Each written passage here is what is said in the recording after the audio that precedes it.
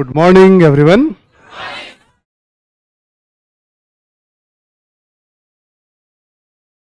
तो हम लोग इस समय पढ़ रहे थे महाद्वीपीय व्यवस्था और नेपोलियन, है ना। मैंने बहुत साफ साफ आपको समझाया है कि नेपोलियन वाले टॉपिक में केवल कार्य पे ध्यान देना है, बाकी को बस ऐसे पढ़ना है, अवेयर रहना है क्या बात। ठीक है। जो ऑप्शनल वाले बच्चे हैं थोड़ा राइज को और पढ़ लेंगे, महाद्वीपीय व्यवस्था को और पढ़ेंगे, पतन को और पढ़ेंगे। जीएस में नहीं पढ़ना होता, तो हर जगह डिफरेंस है जीएस में और ऑप्शनल में। ठीक है, वो नेचर देख करके, क्योंकि कार्य से ही सारी चीजें तय, सारे प्रश्न बन जाते हैं वहां। मेन पढ़ने का मकसद होता है जो आधुनिक परिवर्तन हो रहे थे, नेपोलियन उसमें कितना वाहक बना और कितना बाधक बना। एक लाइन में नेपोलियन को जानना है हमें जीएस में, बस कितना वाहक बना और कितना बाधक बना, और वो कार्यों से स्पष्ट हो जाता है। हम लोग इस समय विश्व इतिहास में शुरू के कुछ नियम आपको ध्यान होगा। हमने कहा था जो भी क्लास कर रहे हैं क्लास मिस मत करिएगा, कोई भी आप में से। इवन किसी दिन नहीं भी आते हैं तो घर में रिकॉर्डेड क्लास देखिएगा, क्रम से चलने दीजिएगा। हर एक क्लास अगली क्लास से कनेक्ट होती रहेगी। सबसे पहले हम लोगों ने क्या पढ़ा? पृष्ठभूमि के रूप में पुनर्जागरण, भौगोलिक खोज, धर्म सुधार और प्रबोधन। हमने कहा प्रबोधन तो हम आगे भी देखेंगे, जो एग्जाम्पल देखा हम।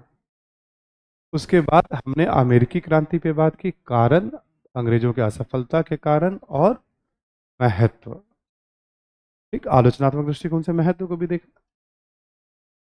आप में से नॉप्सिस वाला काम जारी रखिएगा, मेन मेन पॉइंट्स क्या कारण थे, महत्व को कैसे देखना है राष्ट्रवाद के दृष्टिकोण से, आधुनिक राजनीति के दृष्टिकोण से, पूंजीवाद के दृष्टिकोण से। 3 पॉइंट्स बन जाएंगे।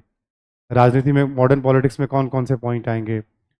रिटन कॉन्स्टिट्यूशन है, गणतंत्र है, संघात्मक सरकार है, सेपरेशन ऑफ पावर। मतलब आपने लिया और उससे रिलेटेड बातों को आपने को रिलेट किया। तो मुश्किल से मतलब 1/4 हिस्सा में आपका सिनॉप्सिस बन जाएगा, एक पेज, एक तरफ के।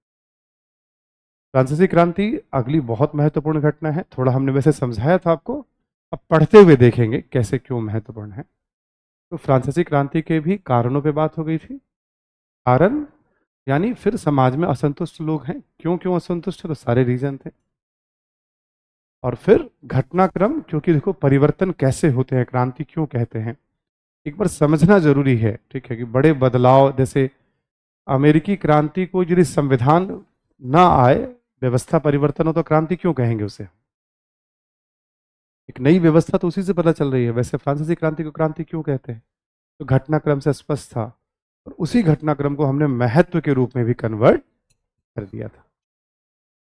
फ्रांस के लिए क्या बदलाव था, और वो बदलाव कैसे यूरोप और दुनिया के लिए महत्व रखता है, आप देखिएगा महत्व में तो सारे पॉइंट्स हमने मेंशन कर रखे हैं। ठीक। उससे आगे की हम लोग बात कर रहे थे नेपोलियन के बारे में। आप सभी को ध्यान है ही, नेपोलियन का राइज कैसे हुआ, वो इतना इंपॉर्टेंट नहीं है, लेकिन थोड़ा एक टॉपिक के रूप में समझने के लिए जरूरी। नेपोलियन के कौन कौन से कार्य महत्व रखते हैं?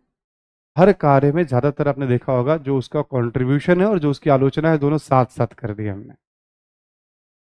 ठीक है, क्योंकि एक बहुत लोकप्रिय सवाल होता है, नेपोलियन क्रांति पुत्र था, तो क्रांति का हत्यारा भी। नेपोलियन क्रांति का वाहक भी था और क्रांति में का बाधक भी। वो शब्दों को बस घुमा के पूछ लेंगे आपसे, वो आधुनिक परिवर्तनों के संदर्भ में हो जाता है। महाद्वीपीय व्यवस्था बस ये था कि ब्रिटेन को महाद्वीप से अलग थलग कर देना था,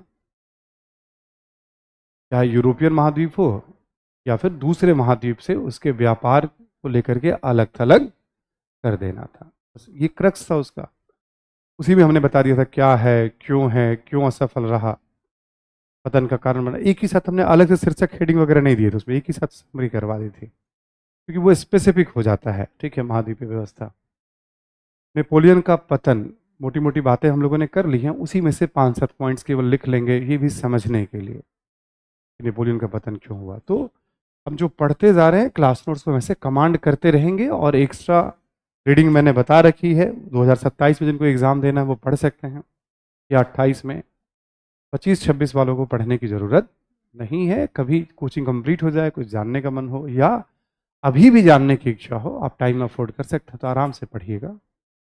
ठीक है, अदरवाइज बाकी समय आप दूसरे पे लगाइएगा। कल आपका एक टेस्ट अनाउंस किया था और संडे को आपको याद होगा कि ऑब्जेक्टिव का टेस्ट लेंगे और फिर वो कल हुआ नहीं, आपको मैसेज गया होगा। पता नहीं आप में से कितने लोग टेस्ट के लिए तैयार थे, नहीं थे। बेसिकली क्या था, पेपर मैंने रिव्यू नहीं किया था और पेपर आने के पहले एक बार मैं रिव्यू करता हूँ पूरा, ठीक है, तो मुझे टाइम पूरे वीक मिल नहीं पाया था रिव्यू करने का। अब कल रिव्यू करके दे दिया है टीम को, है ना। तो सीरियसली आप सभी को देना है टेस्ट, ठीक है। क्लास में जितने लोग प्रेजेंट हैं अभी, इससे ज़्यादा लोग प्रेजेंट हो तो बहुत अच्छा लगेगा, है ना। संडे को उसमें कोई डाउट मत रखिएगा। और अब टेस्ट इस बार जो होगा, तो आपको हमने समझाया था जैसे 100 500 क्वेश्चन बना लो, याद है। तो आप समझो, तो समझ लेना कि ये 100 क्वेश्चन उसी में एक कड़ी है। इसमें 20-30 प्रश्न ऐसे होंगे, 15-20 प्रश्न जो आपको लगेगा कि मैं इसके बारे में ना तो सुना हूं ना जानता हूं। हमने क्या बताया था, नहीं जानते हैं तो उसको पढ़ के उसको आपको ऐड करना है। कुछ प्रश्नों में आप दो राहे में फंसेंगे, कुछ में जानते हुए फंसेंगे, कुछ में ना जानते हुए फंसेंगे, यानी जानकारी नहीं है, कुछ बनेंगे आपसे। समझ में आ रही है बात ना सभी को। तो जो हमने कहा था ना 500 क्वेश्चन, तो समझ लो 100 क्वेश्चन तो यहीं पे हो जाएगा आपका अभी।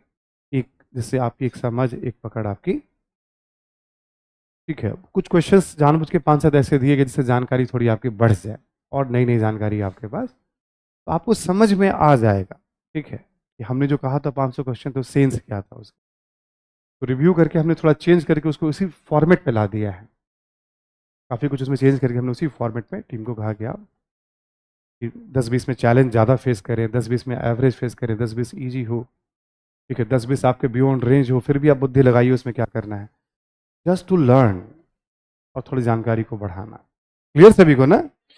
तो टेस्ट जरूर देना है, आपके पास 6 दिन का समय है, पहले भी आपके पास 7 दिन का समय था। और कंप्लीट मॉडर्न इंडिया का टेस्ट है, विस्तार से लेकर के कैबिनेट मिशन तक के बीच में सवाल आपसे पूछे गए हैं। उसमें हर टॉपिक से सवाल होंगे कम से कम एक, ठीक। ऑब्जेक्टिव है तो इसी बहाने पढ़ लीजिएगा आप सभी लोग, है ना। क्लियर ना सभी को। एक मौका है, आप उसको लीजिए सीरियसली और फिर एक बार पूरे मॉडर्न में कमांड करिए, ठीक है। अब लिखे नेपोलियन के पतन के कारण।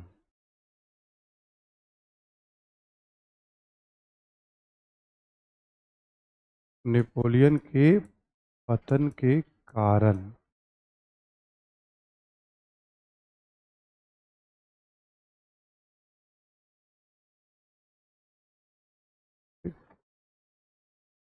ठीक है, आप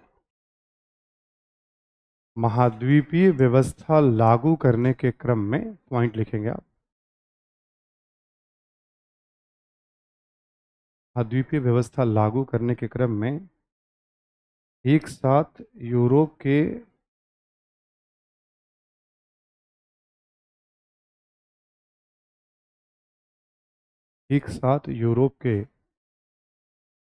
कई देशों से नेपोलियन उलझ गया, जैसे नेपोलियन उलझ गया जैसे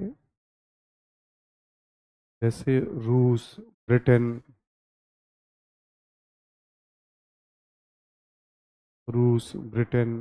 ऑस्ट्रिया ऑस्ट्रिया प्रसा रशा, हॉलैंड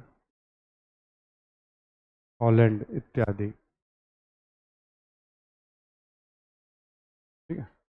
जो चालाक होता है ना, एक साथ इतने मोर्चे पे नहीं लड़ेगा,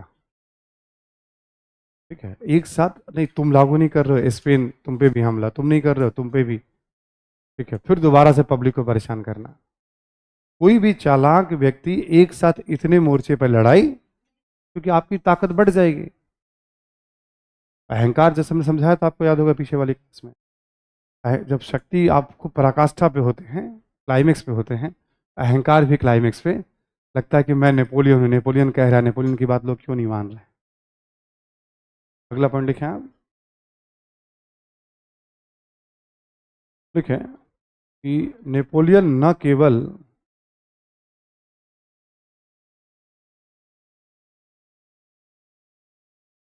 अधिक से अधिक राष्ट्रों से युद्ध में उलझा,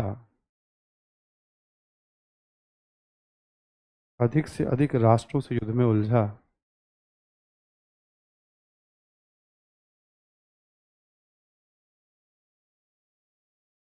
युद्ध में उलझा, बल्कि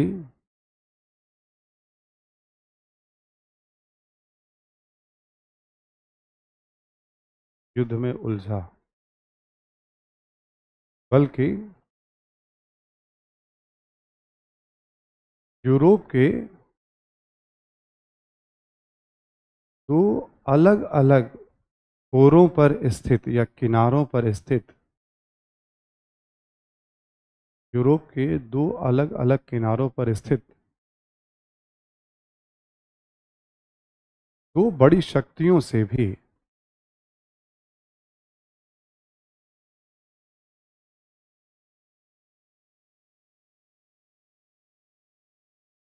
दो बड़ी शक्तियों से भी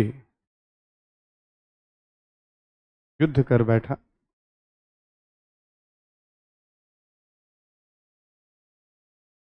यह भी नेपोलियन की एक बड़ी गलती थी।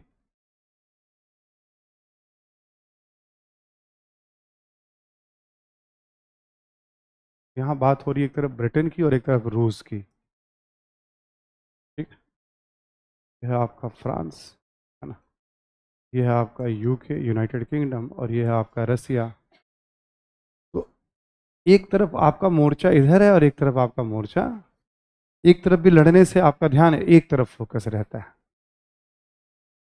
यही गलती हिटलर भी रिपीट करेगा, बहुत सारी गलतियां करेगा, उसमें हिटलर जब आएगा सेकेंड वर्ल्ड वॉर सेम काम करेगा। ब्रिटेन से लड़ते लड़ते एकाएक, आपको याद होगा हमने मॉडर्न इंडिया में बताया था, जून 1941 में रसिया पे भी आक्रमण कर देगा, यूएसएसआर पे आक्रमण। दो मोर्चों पे, वो भी दोनों शक्तिशाली हैं। ये विशालकाय भूभाग है और थल सेना के मामले में काफी मजबूत है, ऐसा नहीं कि कमजोर है। और यूके तो देखो औद्योगिक राष्ट्र है, तकनीक के मामले में, नौसेना के मामले में, हथियार के मामले में सबसे उन्नत था उस समय, मतलब। ठीक है, तो वो बस प्रतिष्ठा थी। ठीक है, ठीक है, प्रतिष्ठा के लिए जी रहा था वो। अगला पॉइंट लिखें आप, लिखें, महाद्वीपीय व्यवस्था लागू करने के क्रम में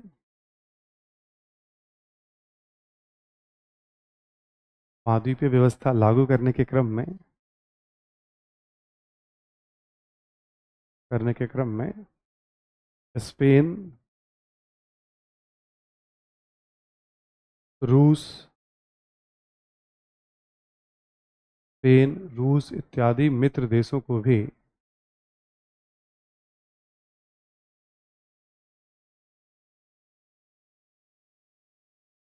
नेपोलियन ने शत्रु बना लिया।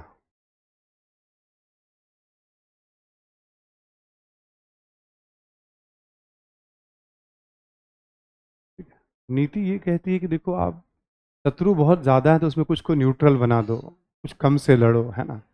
ये क्या था, मित्रों को भी शत्रु बना रहा है, ये अहंकार की पराकाष्ठा है। ठीक, तो मित्र था ही नहीं ना, जब आपके अंदर अहंकार था वो, तो मेरी बात नहीं मानोगे। ठीक है, तो तुम भी झेलो, है ना।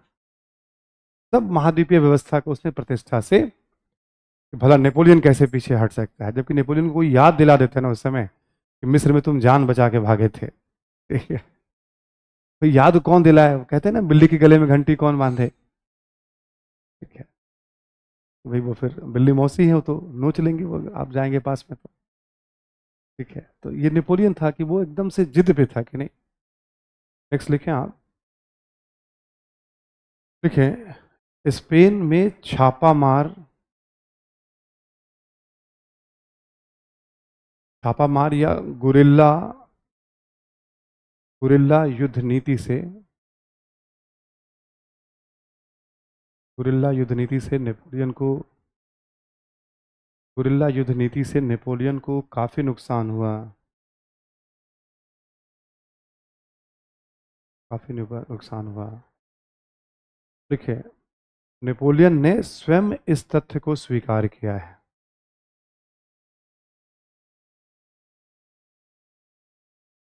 नेपोलियन ने स्वयं इस तथ्य को स्वीकार किया है।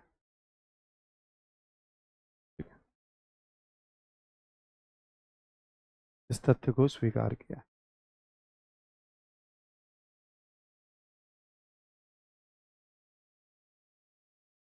ठीक है। अपनी आत्मकथा में लिखता है कि जो स्पेन के लोगों ने जो चूंकि फ्रांस से लगा हुआ था और निरंतर फ्रांस को परेशान, सबसे ज्यादा डैमेज। एक भारतीय इतिहासकार हैं, वो औरंगजेब की बात करते हैं मुगल इंडिया में। तो वो कहते हैं कि औरंगजेब को दक्कन के घाव ने, नासूर ने बर्बाद कर दिया और नेपोलियन को स्पेन के नासूर ने। यानी औरंगजेब एक बार जो महाराष्ट्र में उलझा तो महाराष्ट्र में उसकी कब्र ही, फिर कब्र में ही जाना पड़ा उसको। और नेपोलियन जो स्पेन में एक बार उलझा, तो इतनी लड़ाइयों में एक बात था कि नेपोलियन जिस भी लड़ाई का नेतृत्व करता था लगभग वहां जीत जाता था वो। और उसके हटते फिर विरोधी जो थे वहां पे कब्जा। बाकी सेनापति नेपोलियन नहीं था, नेपोलियन एक ही था। मतलब पूरा यूरोप से लड़ना एक तरह से देखो तो ये भी छोटी मोटी बात तो है नहीं, सभी बड़ी शक्तियों से आप लड़ रहे हैं। नेक्स्ट लिखें। ठीक है, पोप को अपमानित करना भी, पोप जो धर्मगुरु होते हैं, है ना, पोप को अपमानित करना भी नेपोलियन के लिए घातक सिद्ध हुआ।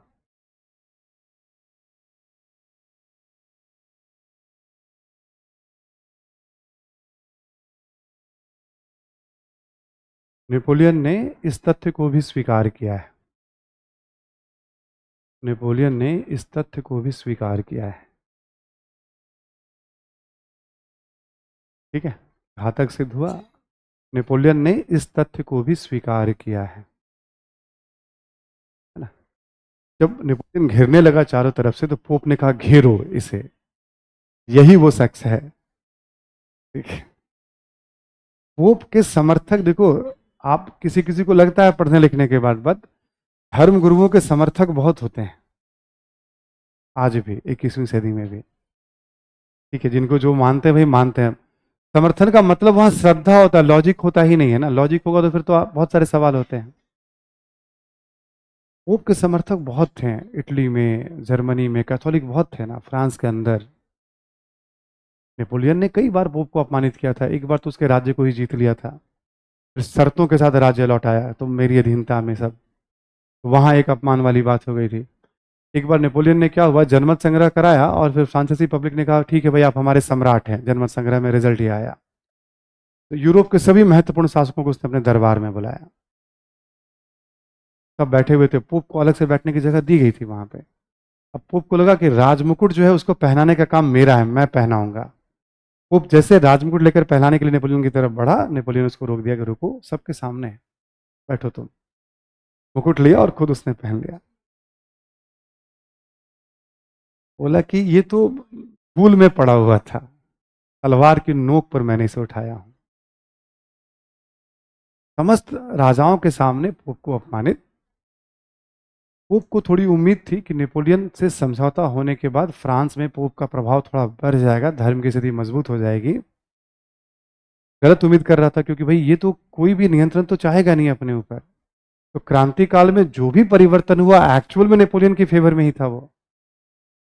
और तो उसने क्या किया, पोप को धमका करके हस्ताक्षर करवा लिया उस पर, तुम हस्ताक्षर करो, जो भी क्रांति काल में हुआ है सब ठीक है। अभी तक क्या था कि कल चीजें रिवर्स हो सकती थी, आपने कागज पे हस्ताक्षर भी करवा लिया उससे। तो और भी कई अवसरों पर इसने पोप को अपमानित। वही बात है कि अब समय का इंतजार था, तो फिर जब समय बदला। अगला पॉइंट लिखें आप, नेक्स्ट लिखें कि नेपोलियन की नीतियों,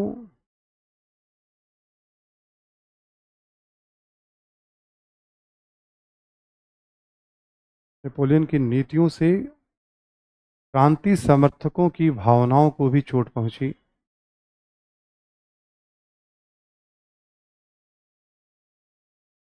क्रांति समर्थकों की भावनाओं को भी चोट पहुंची।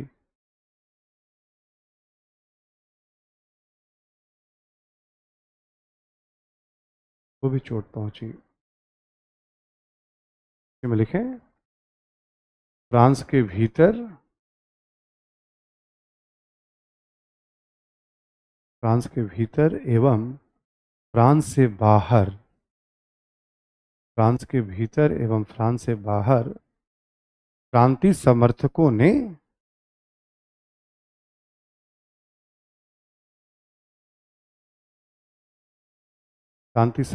ने नेपोलियन का विरोध किया।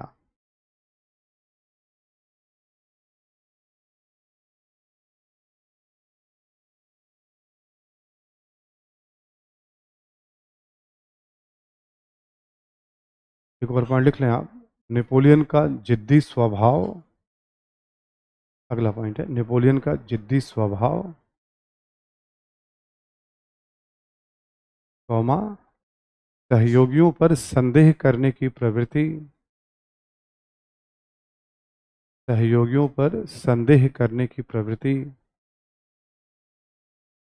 संदेह यानी डाउट, डाउट इत्यादि से भी नेपोलियन को नुकसान हुआ, इत्यादि से भी नेपोलियन को नुकसान हुआ।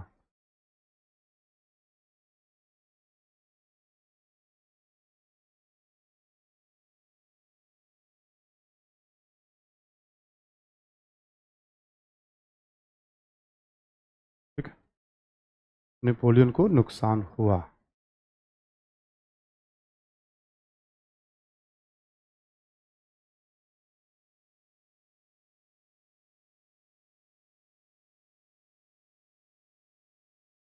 अब जैसे कोई भी भरोसा नहीं कर रहा था, जब ये इसकी जहाज डूबने लगी तो सब विरोधियों के साथ मिलने लग गए, जो इसके सेनापति वगैरह भी थे, ये इसके डर से हम इसके साथ थे। ठीक है, तो सबने साथ भी छोड़ना शुरू कर दिया। परिवार के लोगों ने भी इसका लास्ट में साथ नहीं दिया, क्योंकि अहंकारी हो जाने के बाद समस्या आती है जब आप कमजोर पड़ते हैं। ठीक है, तो कुल मिलाकर नेपोलियन की जहाज डूब जाएगी। लास्ट पॉइंट नोट करके लिख लें आप, फैक्चुअल जानकारी है दो, लिखें 1813 में राष्ट्रों का युद्ध या लिपजिंग के युद्ध में नेपोलियन की पराजय हुई। राष्ट्रों का युद्ध या लिपजिंग के युद्ध में नेपोलियन की पराजय हुई।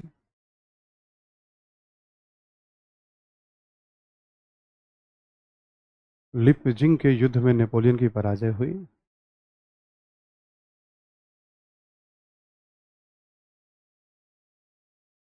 ठीक है, और ये हो गया आपका, एक कर लें 1815 में वाटरलू की लड़ाई में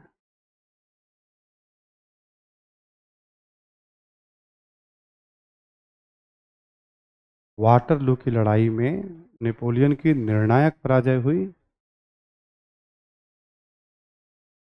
निर्णायक पराजय हुई। और अटलांटिक सागर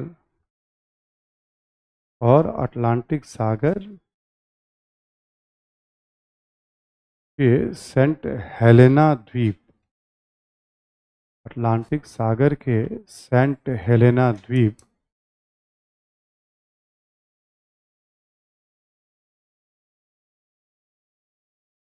सेंट हेलेना द्वीप पर नेपोलियन को निर्वासित जीवन जीना पड़ा।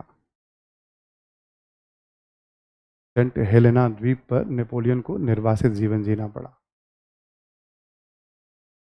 सजा के तौर पर ऐसे हत्या नहीं की गई, इसको भेज दिया गया, वहाँ कुछ कोई रहता नहीं था, ये थे इसके कुछ सेवक, मतलब सहयोगी वगैरह थे, सबको वहीं द्वीप पे जाओ तुम वहीं जीवन भी व्यतीत करो। सेंट हेलेना द्वीप पे आज भी ब्रिटेन का कब्जा है। अटलांटिक सागर में दक्षिण की तरफ देखेंगे आप, ठीक है, कभी नक्शे पे तो सेंट हेलेना द्वीप दिख जाएगा, वहाँ आज भी यूके का कंट्रोल है। ठीक है, इस प्रकार नेपोलियन की कहानी खत्म होती है, राइज और डाउनफॉल। ठीक, 4 हिस्सों में बांटकर हमने देख लिया इसको।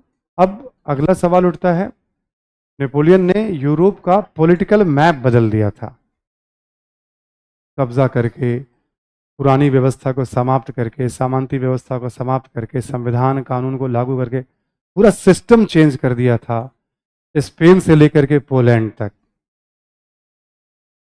नेपोलियन के हटने के बाद फिर यूरोप में कौन सा सिस्टम होगा? जो नेपोलियन ने लागू किया वो सिस्टम होगा या पुराना सिस्टम होगा? एक बहस तो ये चली, क्योंकि नेपोलियन को हराने में हर एक देश में पुराने लोग और मध्य वर्ग और आम पब्लिक दोनों की भूमिका थी। नेपोलियन का विरोध सामंतों, पादरियों और शासकों ने भी किया, मध्य वर्ग और आम जनता ने भी किया। अब ये था कि अब नेपोलियन के पराजय के बाद उस राष्ट्र में कौन सी व्यवस्था होगी। ठीक है, एक सवाल ये था। दोबारा ये था कि नेपोलियन जैसा कोई व्यक्ति शक्तिशाली हो जाए या फ्रांस फिर शक्तिशाली हो जाए तो उसे कैसे रोका जाए। ठीक, जिन लोगों ने नेपोलियन का साथ दिया उसके साथ क्या किया जाए, जिसने नेपोलियन का विरोध किया गया उसे कैसे सम्मानित किया जाए।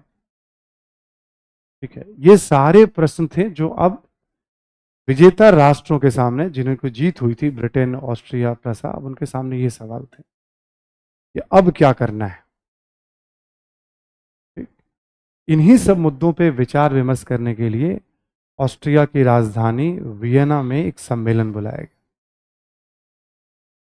एक लाइन में इसको ऐसे समझिए कि यूरोपीय देशों को यह सोचना था कि लोकतंत्र और राष्ट्रवाद का क्या करें, इसके साथ जाएं या लोकतंत्र और राष्ट्रवाद को रोकने की कोशिश। तो शासकों ने रोकने की कोशिश की, यानी पुरानी व्यवस्था लौटाने की कोशिश की।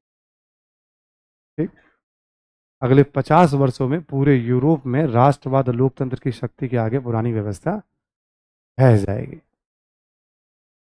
तो आप देखोगे ना, पुरानी व्यवस्था से नई व्यवस्था में संक्रमण शांतिपूर्ण तरीके से नहीं हुआ है। राजतंत्र से यूरोप का लोकतंत्र की ओर संक्रमण, सभी देश में एक जैसी व्यवस्था नहीं होगी, बट संक्रमण हो रहा है उस शांतिपूर्ण तरीके से। अभी इसमें और भी जद्दोजहद और संघर्ष देखने को मिलेंगे। फ्रांसीसी क्रांति पहला स्टेप था, प्रबोधन ने विचार रखा, फ्रांसीसी क्रांति ने यूरोप को स्वाद चखाया, नेपोलियन लगभग यूरोप के घर घर में उसे पहुंचाया।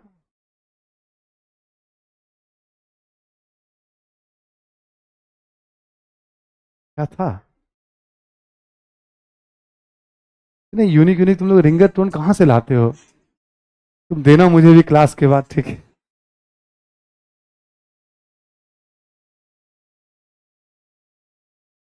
समझ में आ रही बात सभी को ना? तो अब हम आगे पढ़ने वाले हैं वियना सम्मेलन। तो उसी पर थीम वही होगा, लोकतंत्र, राष्ट्रवाद, पूंजीवाद, वही थीम है, बदलाव। तो वियना सम्मेलन ने कोशिश की, तो 3 4 5 बातें हैं जो हम अभी देख लेंगे वियना सम्मेलन।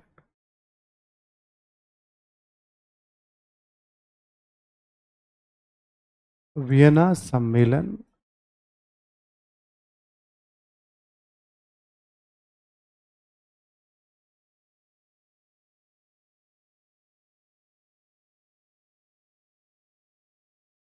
देखें, जो प्रमुख राष्ट्र थे जिन्होंने नेपोलियन को हराया था, जो निर्णय ले रहे थे यहाँ इस सम्मेलन में, है ना, ब्रिटेन ऑब्वियस है, सबसे महत्वपूर्ण भूमिका में था, प्रसा था, रूस था, ऑस्ट्रिया था, फ्रांस की भी भागीदारी थी इसमें, फ्रांस को भी सम्मान दिया गया था हराने के बावजूद। जिन राष्ट्रों ने वियना सम्मेलन में निर्णय लिया वो कौन थे? ब्रिटेन, प्रसा, रूस और ऑस्ट्रिया। इन्होंने ही मेनली नेपोलियन को हराया था मिलकर के। ठीक है, निर्णय लेने वाले राष्ट्र थे। सम्मेलन के समक्ष चैलेंजेस क्या क्या थे, चुनौतियां?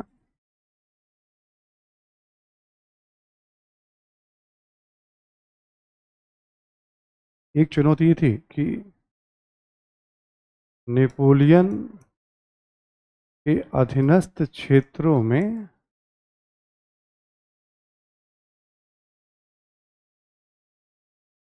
नेपोलियन के अधीनस्थ क्षेत्रों में किस प्रकार की राजनीतिक व्यवस्था स्थापित की जाए।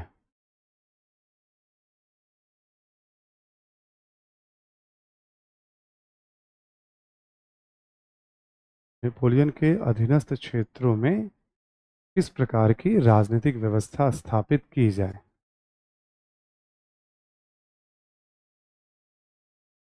ठीक है, किस प्रकार की राजनीतिक व्यवस्था स्थापित की जाए।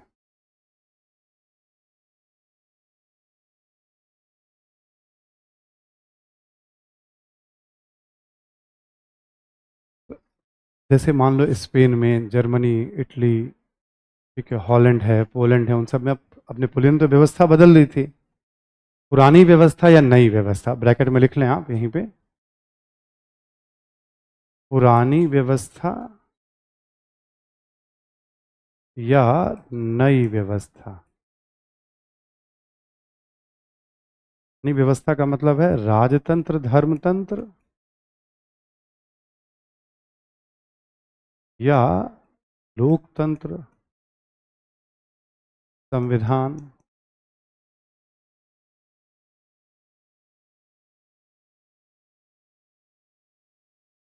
ठीक है, अधीनस्थ क्षेत्रों में किस प्रकार की व्यवस्था, पुरानी व्यवस्था या नई व्यवस्था। पुरानी व्यवस्था क्या थी, वहां पर राजतंत्र था और धर्म का प्रभाव था। नई व्यवस्था क्या थी, लोकतंत्र था और संविधान का शासन था। ठीक, तो एक तो बड़ी चुनौती जो वियना सम्मेलन में तय कर, सबसे बड़ी बात भी यही थी। ठीक, अगला पॉइंट की चुनौतियों में, नेपोलियन जैसा कोई शासक, नेपोलियन जैसा कोई शासक या फ्रांस, नेपोलियन जैसा कोई शासक या फ्रांस शक्तिशाली न हो,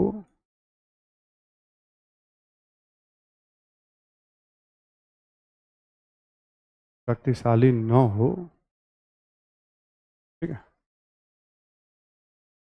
फ्रांस शक्तिशाली न हो, इसके लिए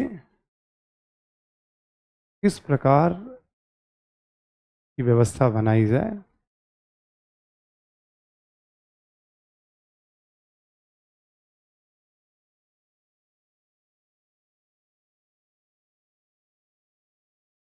ठीक है, इसके लिए किस प्रकार की व्यवस्था बनाई जाए। ठीक, अगला पॉइंट लिखें चुनौतियों में ही, लिखें जिन राष्ट्रों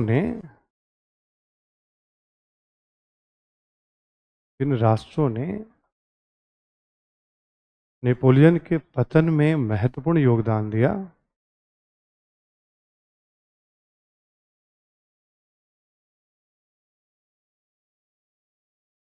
उन्हें किस प्रकार सम्मानित किया जाए।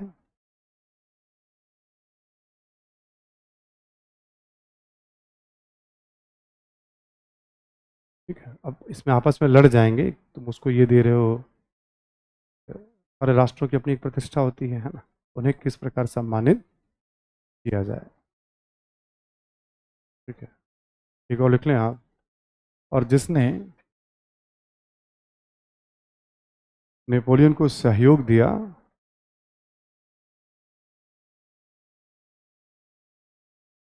नेपोलियन को सहयोग दिया,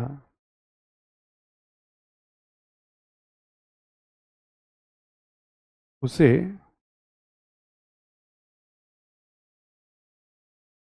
किस प्रकार दंडित किया जाए, सजा दी जाए, पनिश किया जाए।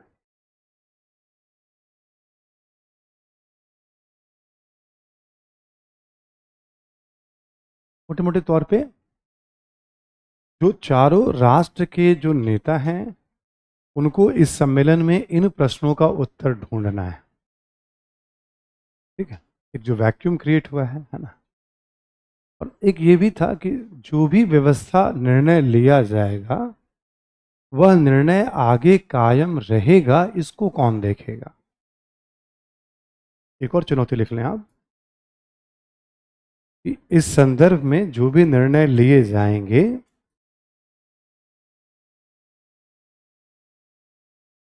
इस संदर्भ में जो भी निर्णय लिए जाएंगे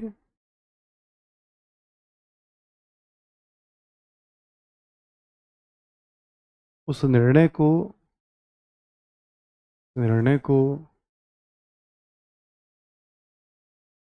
बनाए रखने के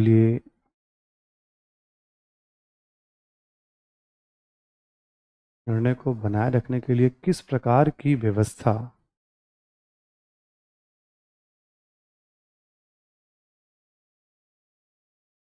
बनाई जाए।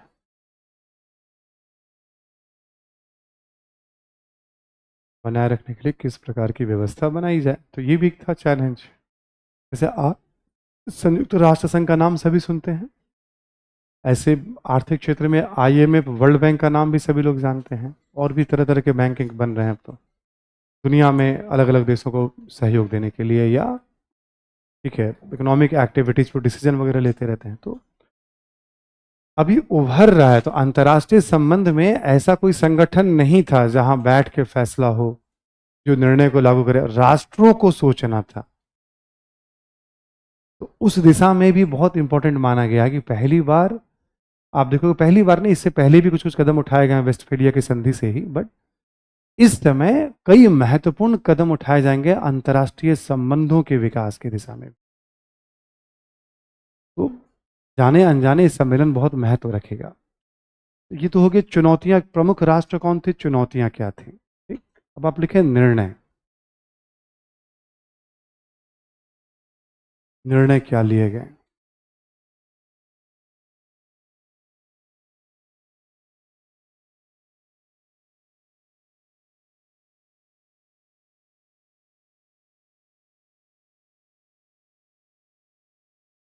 देखेंगे आप, पुरानी व्यवस्था को बनाए रखने का निर्णय,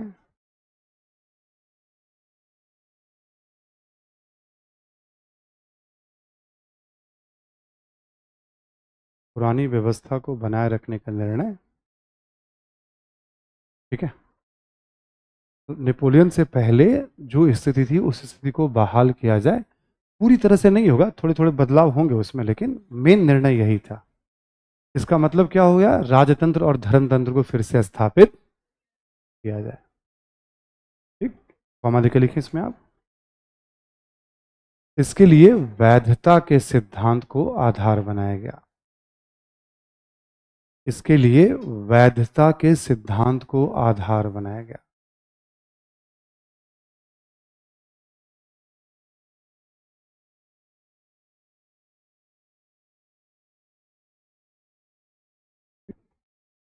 देखिए यहां तक कि फ्रांस में भी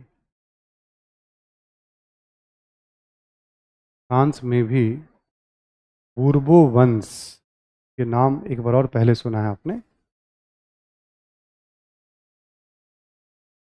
फ्रांस में भी बूर्बो वंश के लुई 18वें को सत्ता सौंपी गई।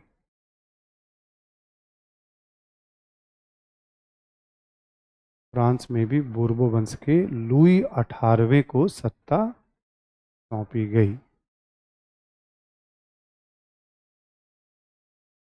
ठीक है।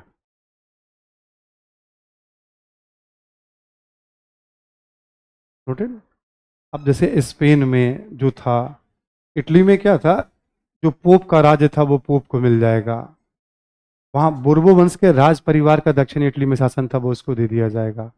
पूर्वी इटली में ऑस्ट्रिया का कब्जा था, तो वो ऑस्ट्रिया को दे दिया जाएगा। कुछ जगह स्थानीय राज्य थे, तो वो उसको दे दिया जाएगा। जर्मनी में क्या होगा, जर्मनी लगभग 300 राज्यों का संघ था। जर्मनी का सिस्टम थोड़ा डिफरेंट था, बस ऐसे ही सुन लीजिए आप। आप मान लीजिए ये जैसे आपका जर्मनी हो गया और ये आपका ऑस्ट्रिया हो गया, इन सब के ऊपर एक बैठता था पवित्र रोमन साम्राज्य। इसके जो सम्राट होते थे, मान लो जर्मनी में 300 राज्य हैं, ऑस्ट्रिया के अंदर बहुत से, सब मिल करके सम्राट का चयन, ये उतना पावरफुल नहीं था। ऑस्ट्रिया प्रसा सब अपना अपना शासन करते थे, लेकिन सम्मान बहुत था कि किस राजवंश का सम्राट। नेपोलियन ने बोला कि इसको खत्म करो, ये फालतू का, इसको खत्म करो कहानी, सम्राट तो एक ही होगा और वो नेपोलियन है। इतने सारे कैसे हो सकते हैं सम्राट? तो पिछले 600, 700, 800 जो भी साल रहे हों, जर्मनी ऑस्ट्रिया के लोग बहुत, ऐसा नहीं था कि बहुत इसके अधीन थे, कुछ नहीं था, नाम मात्र का प्रमुख, बट समाप्त नहीं कर पाए थे, एक प्रतिष्ठा का विषय बना हुआ था। नेपोलियन ने पहले एक झटके में खत्म कर दिया। फिर जर्मनी में 300 राज्यों को नेपोलियन ने क्या किया, 39 राज्यों का एक संघ बना दिया। 39, 300 लगभग राज्य को उसने 39 राज्यों का एक संघ बना दिया और संविधान और कानून का शासन ने भी एक झटके में काम कर दिया था। इटली में भी एक शासन स्थापित कर दिया था उसने, है ना। ऑस्ट्रिया तो खैर चलो अलग था। इसने देखोगे ना ठीक ठाक बदलाव किया। तो अभी क्या होगा, अब वापस से जर्मनी में 300 राज्य नहीं बनाया गया, इसलिए हमने कहा हर बात में पुरानी व्यवस्था नहीं मानी गई। लेकिन इटली में, पोलैंड में, पोलैंड के एक बड़े हिस्से पे रूस का कब्जा था, तो रूस को दे दिया गया, पोलैंड तुम ले जाओ, जिसका जो था वो ले जाओ। फिनलैंड पहले रूस के पास था, रूस के हाथ से निकल गया था, तो हुआ भाई फिनलैंड भी तुम ले जाओ। ऐसे दुनिया चलती थी। तो अब आज से 200 साल पहले, आज से लगभग 200 साल पहले, अरे 1815 की बात कर रहे हैं और 2024 में है, 15 ही मान लो हम लोग, ठीक है। आज से 200 साल पहले दुनिया में ऐसे तय होता था बैठ करके। इस सम्मेलन में तय हो रहा है राष्ट्रों का भविष्य, यूरोपीय राष्ट्रों का। एक टॉपिक आपको याद होगा, राष्ट्रीय सीमाओं का पुनः सीमांकन। हमने केवल लिखवाया था, हमने कहा बस आप पढ़ते जाइएगा, बाद में मैं उसे ब्रीफ करूंगा। उसके पॉइंट ऑफ व्यू से भी टॉपिक बहुत इंपॉर्टेंट है। वो टॉपिक कोई एक टॉपिक नहीं है, बेसिकली वो पूरा 200 वर्षों का थीम है कि राष्ट्र कैसे बन रहे हैं। थोड़ा और आगे पढ़ लीजिए, अभी इटली, जर्मनी, दक्षिण पूर्वी यूरोप, फिर मैं 15-20 मिनट चर्चा करके बताऊंगा देखो राष्ट्र बनते कैसे हैं, कब मान्यता मिलती, कैसे मिलती, किन किन बातों का ध्यान रखा जाता है। ठीक है, तो विश्व इतिहास का सिलेबस जो है ना बड़ा लॉजिकली डिजाइन किया गया है। ठीक है, जिससे आप अंतर्राष्ट्रीय संबंध को पढ़ने में आपको बहुत मजा आएगा। तो बेस बन जाने से अंतर्राष्ट्रीय संबंध की अच्छी समझ बनती है उसके बाद। ठीक, तो वैधता का सिद्धांत यहाँ लागू कर दिया गया। थोड़ा हमने समझा दिया कि लगभग जगहों पे राजतंत्र। अब देखो सब, अब क्या होगा, वहां से संविधान को हटाया जाएगा, कानून का शासन नहीं, धर्म का प्रभाव फिर बढ़ेगा, जितना है प्रभाव बढ़ेगा। तो अब पुरानी व्यवस्था आने से चाहे जर्मनी हो चाहे इटली हो, तकलीफ किसकी होगी, मध्य वर्ग और आम पब्लिक को हो। चाहे पोलैंड हो या कोई भी देश हो, स्पेन हो, तो वहां मध्य वर्ग और आम पब्लिक क्या करेगा, नई व्यवस्था के लिए अब अपने अपने सरकार के विरुद्ध संघर्ष। हार नहीं मानेंगे वो। तो गुस्सा उनके अंदर बहुत होगा, बट जब परिस्थितियां अनुकूल होंगी तो 1830 में यूरोपीय क्रांति कहा जाता है, किसी एक देश की क्रांति नहीं। सिलेबस मैंने लिखा है ना आपको, 1830 में यूरोपीय क्रांति, 48 में यूरोपीय क्रांति। 10-10, 15-15 देशों में व्यवस्था बदलेगी एक बार में। ठीक है, क्योंकि लोगों की आकांक्षाएं जाग गई थी और आपने उसको फिर दमन करने की कोशिश की। अंततः जीत फिर लोकतंत्र और राष्ट्रवाद की ही हुई। ठीक है, तो ऐसे आगे की घटनाओं से ये जुड़ता चला जाएगा आपका। एक महत्वपूर्ण निर्णय मैंने बताया, पुरानी व्यवस्था, वैधता का सिद्धांत, जिसको था वही मिलेगा, इसके अपवाद भी थे। अगला पॉइंट लिखें।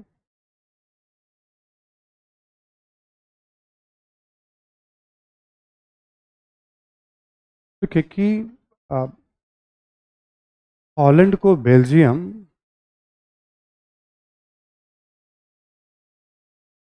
हॉलैंड को बेल्जियम तथा स्वीडन को नॉर्वे का क्षेत्र दिया गया। हॉलैंड को बेल्जियम तथा स्वीडन को नॉर्वे का क्षेत्र दिया गया। अब आप अपने मैप पे विजुअल इमेज कर सकते हैं क्या, कि स्वीडन और नॉर्वे कहाँ होगा, हॉलैंड और बेल्जियम कहाँ होगा, है ना। ठीक, क्यों दिया गया, क्योंकि नॉर्वे और बेल्जियम ने नेपोलियन का साथ दिया था और हॉलैंड और स्वीडन ने नेपोलियन से संघर्ष किया था, तो दोनों को एक एक क्षेत्र दिया गया। ठीक है, आपने पुरस्कार दे दिया, एक तरह से पुरस्कार का सिद्धांत। बट बेल्जियम में अलग भाषा है, नॉर्वे में अलग भाषा, वो एक अलग राष्ट्र के रूप में उभर चुका था। वहाँ के लोग संघर्ष करेंगे और 1830 में ही बेल्जियम जो है हॉलैंड के नियंत्रण से बाहर, 15 वर्षों के बाद। अब आपने क्या किया, राष्ट्रवाद की गति को रोकने की कोशिश, दोनों स्वतंत्र हो जाएंगे बहुत जल्दी।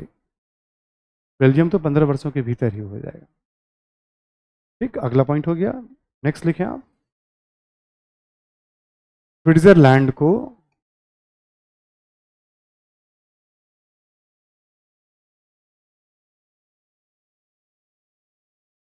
स्विट्जरलैंड को स्वतंत्र राष्ट्र के रूप में मान्यता दी गई, स्वतंत्र राष्ट्र के रूप में मान्यता दी गई।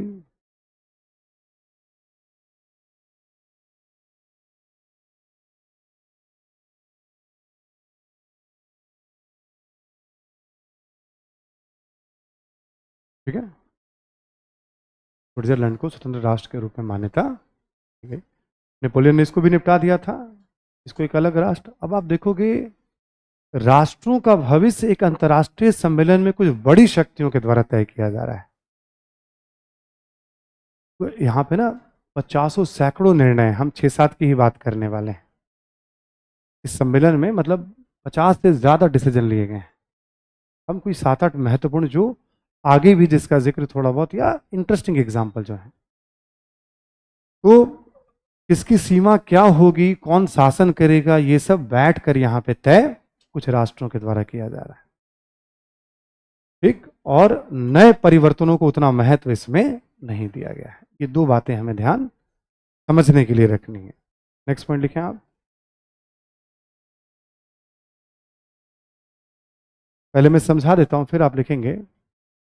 जैसे मान लीजिए कि एक इटली के बारे में आप पढ़ेंगे ही, है ना। एक यहाँ पे द्वीप जैसा है, उसको कहा जाता है सार्डेनिया। और यहाँ पे एक हिस्सा है, उसको कहा जाता है पिडमॉन्ट। लिखना अभी नहीं है, आगे जब मैं लिखवाऊंगा तब लिख लीजिएगा। सार्डिनिया ने भी नेपोलियन का विरोध किया था। सर मेरा फोन है क्या? नहीं, मेरा तो नहीं है। कोई बात नहीं, आप साइलेंट कर लीजिएगा। सार्डिनिया ने पिडमॉन्ट, मतलब सार्डिनिया ने नेपोलियन का बहुत साहस है। स्थानीय इटली के लोग थे ये, इटालियानो भाषा वाले लोग थे ये, ठीक है। तो सार्डिनिया को क्या किया गया, इस सम्मेलन में पिडमॉन्ट का क्षेत्र देके इसे मजबूत बनाया गया। ठीक, आगे चलकर सार्डिनिया ही पूरे इटली को एक करेगा। और क्या किया गया, यहाँ पोप को दे दिया गया, ये इलाका ऑस्ट्रिया को दे दिया गया, ये इलाका और ये इलाका फ्रांस के बुर्बो वंश को दे दिया गया। इटली को फिर से पुरानी व्यवस्था में ले आएगा, बस इसको छोड़ करके। ये जरूरी का पॉइंट है, तो हम इसको लिख लेंगे, सार्डिनिया को पिडमॉन्ट का क्षेत्र दिया गया। एक और पॉइंट जो हमें क्षेत्र के हिसाब से ध्यान रखना है, ये जर्मनी का इलाका हो गया, ये आपका प्रशा है। प्रशा को इधर भी ठीक ठाक क्षेत्र दिया जाएगा, कुछ इलाका इधर भी दिया जाएगा। पोलैंड का कुछ हिस्सा ये भी हड़प लेगा, पहले था इसके पास। पोलैंड का अस्तित्व नहीं था, रूस और प्रशा में बटा हुआ था। वापस से पोलैंड का वही हाल। पोलैंड तो बहुत बाद में एक राष्ट्र बनेगा। ठीक, एक नदी है, उसके उधर रसिया ऐसे जर्मनी रखता था, बांट के चलते थे। तो प्रशा को भी ठीक ठाक हिस्सा दिया जाएगा, प्रशा भी मजबूत बनेगा। अब आप जब देखेंगे, आप मैप पे देखेंगे आप, तो ये मान लो फ्रांस है, ये जर्मनी है और इधर इटली है, ऐसे देखोगे आप। तो फ्रांस की सीमा पे इसको शक्तिशाली बनाया जाएगा और इसको शक्तिशाली बनाया जाएगा। दोनों लड़ने वाले हैं, लड़ाकू हैं, है ना। यानी फ्रांस दोबारा शक्तिशाली ना बने या कोई नेपोलियन शक्तिशाली बने। और यहाँ पे बेल्जियम हॉलैंड को दे दिया गया था। तो फ्रांस की इस सीमा पे काफी मजबूत व्यवस्था बनाई जाएगी। शक्ति संतुलन कहते हैं इसको, बैलेंस ऑफ पावर। कि फ्रांस इतना पावरफुल ना हो, ठीक है, पूरे यूरोप के लिए चुनौती बन जाए, तो पास में मजबूत राष्ट्र होंगे, वो फ्रांस को, उभरते हुए फ्रांस को रोक सकते हैं। वो ऐसे सिस्टम बनाओ। ठीक, इस तरह का डिजाइन किया जा रहा था। तो क्योंकि ये जरूरत हमें आगे भी पढ़नी है इसके बारे में थोड़ा बहुत, इसलिए हमने समझाया थोड़ा सा। इसी को 2-3 पॉइंट और लिखेंगे, बाकी कुछ नहीं लिखना है इसमें। अगला पॉइंट लिखें आप। सार्डिनिया को सार्डिनिया को, अब तो क्या मत बोलना, ठीक, सार्डिनिया को पिडमोंट का क्षेत्र दिया गया। सार्डिनिया को पिडमोंट का क्षेत्र दिया गया।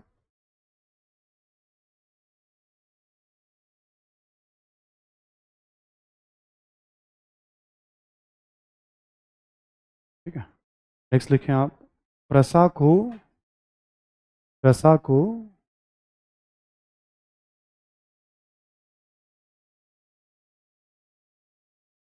इधर राइन नदी बहती है ना, राइन रिवर है ना, प्रसा को राइन नदी की तरफ एक बड़ा भूभाग दिया गया। प्रसा को राइन नदी की तरफ एक बड़ा भूभाग दिया गया।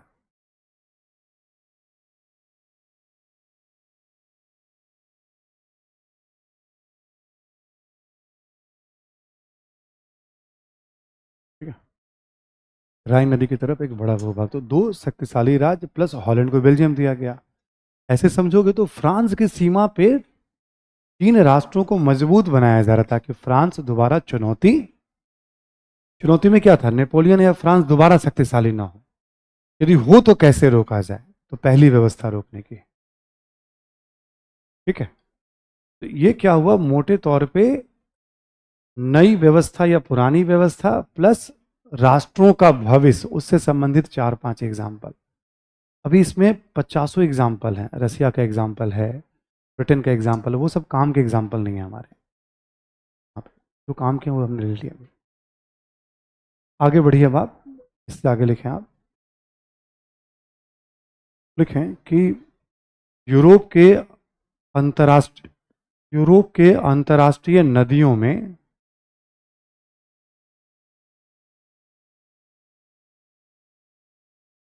यूरोप के अंतर्राष्ट्रीय नदियों में, जैसे राइन नदी कई देशों में बहती है ना, तो जो एक देश से दूसरे देश में जा रही है, अंतर्राष्ट्रीय नदियों में सहयोग के लिए,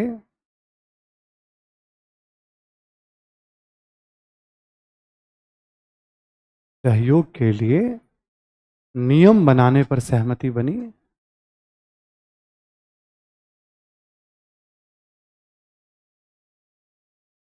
सहयोग के लिए नियम बनाने पर सहमति बनी। ठीक है,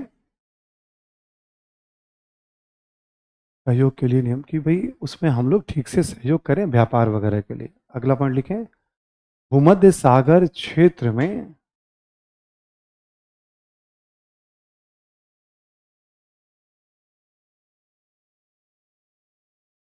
भूमध्य सागर क्षेत्र में समुद्री लुटेरों से लड़ने के लिए,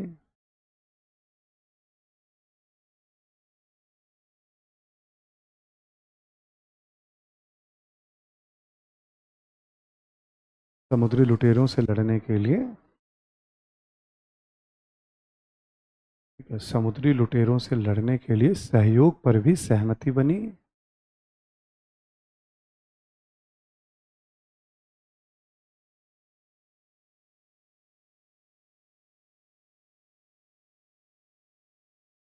अब आप देखते हो ना, यहाँ पे क्या है कि भाई भूमध्य सागर में सब व्यापार कर रहे हैं, सबने ब्रिटेन को कहा कि आप कार्रवाई करिए, ब्रिटेन ने कार्रवाई भी किया और कई सारे समुद्री लुटेरों के गढ़ को ध्वस्त किया इस समय।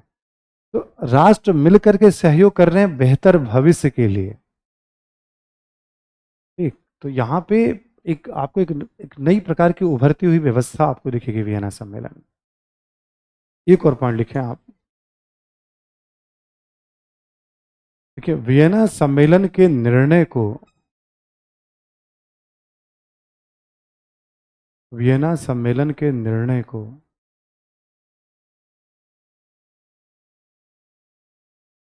निर्णय को बनाए रखने के लिए,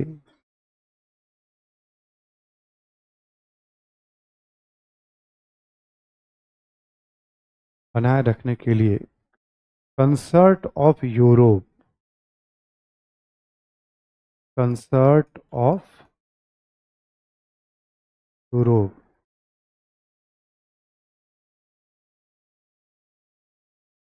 नामक,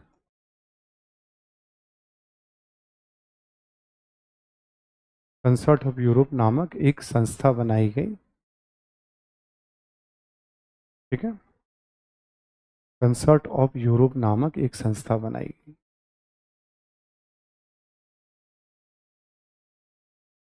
ये भी तो चुनौती थी ना कि अच्छा जो डिसीजन लेंगे वो डिसीजन आगे भी लागू है या नहीं, कौन देखेगा। तब हुआ कि एक संस्था बना देते हैं, उसमें यही चारों मेंबर होंगे। समय समय पे संस्था की बैठक बुलाई जाएगी, 1 साल 2 साल पर, फिर विचार विमर्श होगा। सब ठीक चल रहा है ना, कहीं कोई समस्या है तो निर्णय लिया जाएगा।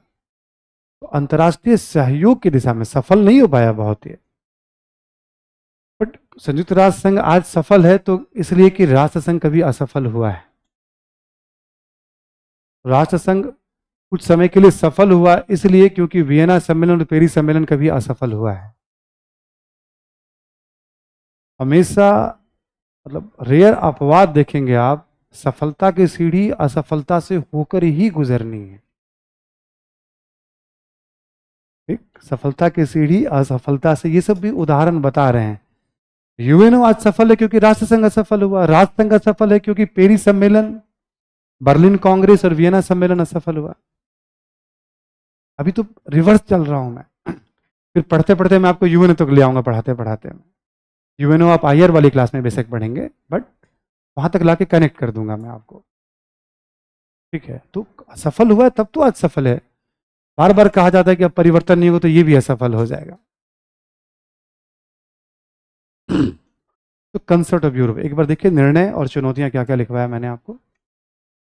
वियना सम्मेलन में क्या चुनौतियां हैं और क्या निर्णय लिया गया।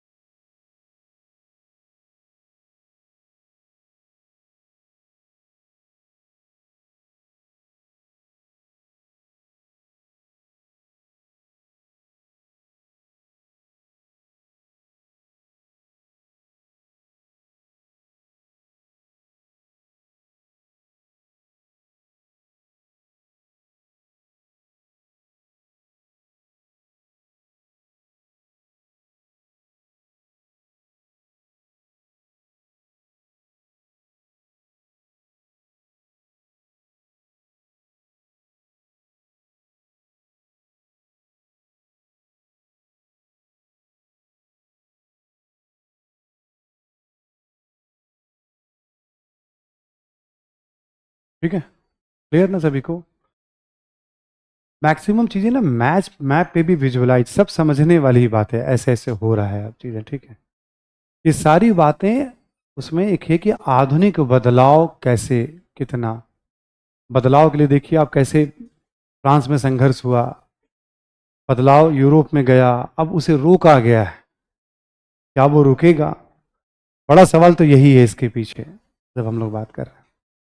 अच्छा, अभी हमने आपको टारगेट दिया एक टेस्ट के लिए, तो उसमें छोटा सा एक और ऐड ऑन कर दे रहा हूं मैं कि आप सभी लोग कल जो है ब्रिटिश विस्तार, आर्थिक नीतियां, संवैधानिक विकास, ठीक है, सुन पा रहे हैं, संवैधानिक विकास का पहला चरण, ये 3 यूनिट आप सभी लोग रिवीजन कर लीजिएगा।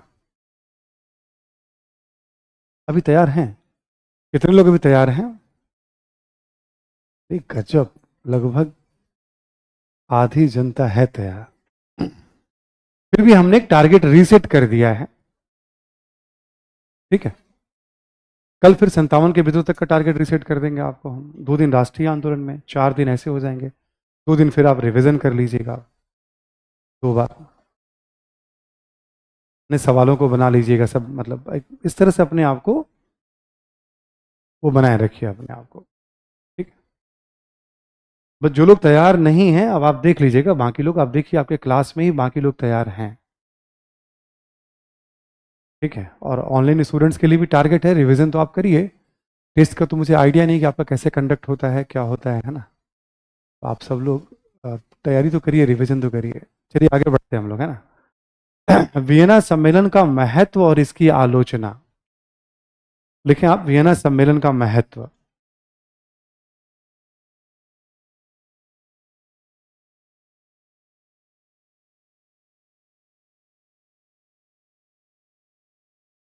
वियना सम्मेलन का महत्व, पहला पॉइंट लिखें आप कि यूरोप में लगभग 4 दशकों तक शांति बनी रही। यूरोप में लगभग 4 दशकों तक शांति बनी रही।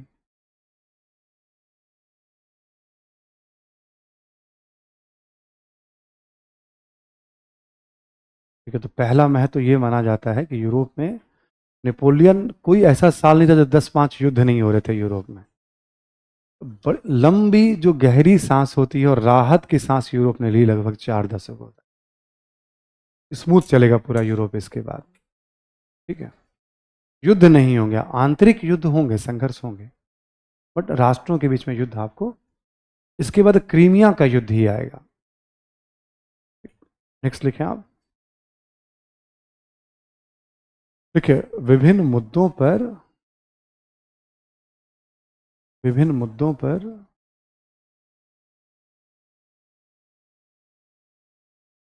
विभिन्न मुद्दों पर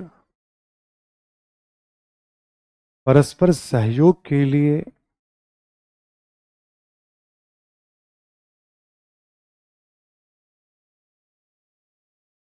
विभिन्न मुद्दों पर परस्पर सहयोग के लिए भी राष्ट्रों के बीच सहमति दिखी।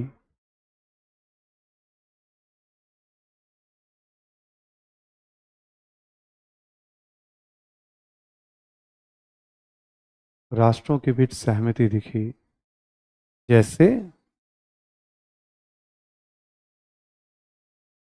कर देंगे आप, जैसे सहमति दिखी, जैसे लिखें आप, समुद्री लुटेरों के विरुद्ध,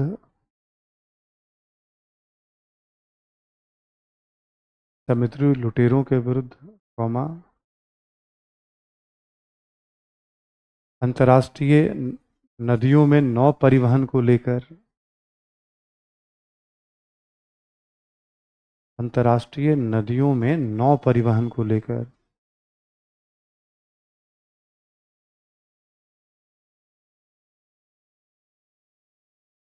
ठीक है, ये एक उम्मीद था कि आगे भी व्यवस्था बनाने के लिए लोग एकजुट होंगे। अगला पॉइंट लिखें आप कि सम्मेलन के पश्चात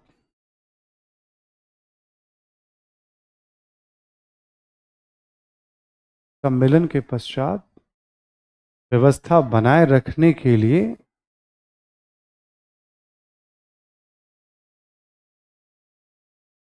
सम्मेलन के पश्चात व्यवस्था बनाए रखने के लिए कंसर्ट ऑफ यूरोप का गठन, कंसर्ट ऑफ यूरोप का गठन, ठीक है,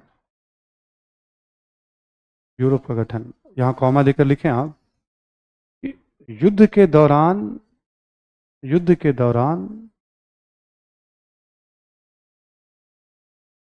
विभिन्न राष्ट्रों के बीच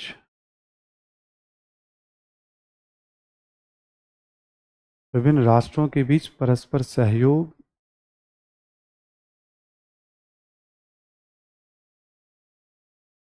विभिन्न राष्ट्रों के बीच परस्पर सहयोग एक सामान्य बात थी।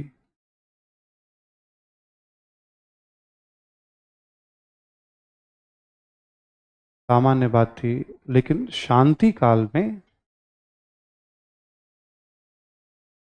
शांति काल में इस प्रकार से सहयोग,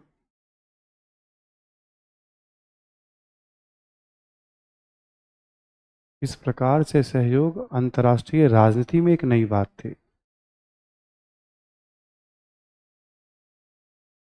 अंतर्राष्ट्रीय राजनीति में एक नई बात थी।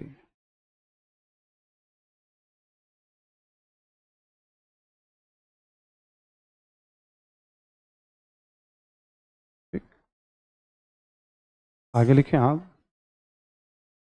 विभिन्न राष्ट्रों के, विभिन्न राष्ट्रों के भविष्य का निर्धारण,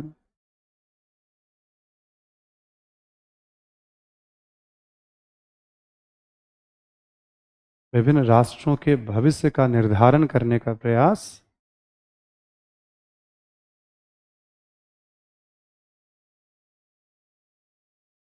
यूरोप की बड़ी शक्तियों यूरोप की बड़ी शक्तियों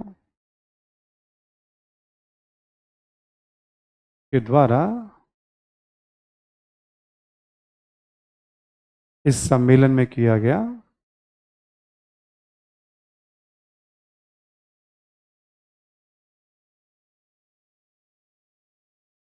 देखिए, इस प्रकार की परंपरा आगे भी दिखाई पड़ेगी। इस प्रकार की परंपरा आगे भी दिखेगी।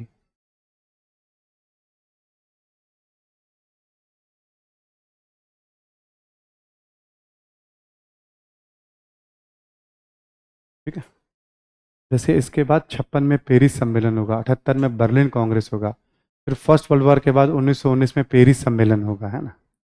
तो ऐसे करके ये परंपरा आगे भी चलनी है। हम एक घटना को अलग तरीके से पढ़ते हैं, फिर एक घटना को ओवरऑल क्या महत्व है दुनिया के विकास में, ऐसे भी देखते हैं इसको। एक और पॉइंट लिखें इसमें महत्व में आप, कि पराजित होने के बावजूद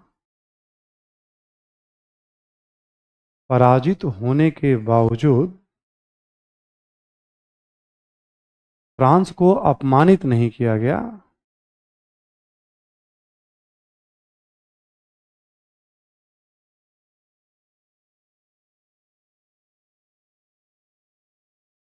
और न ही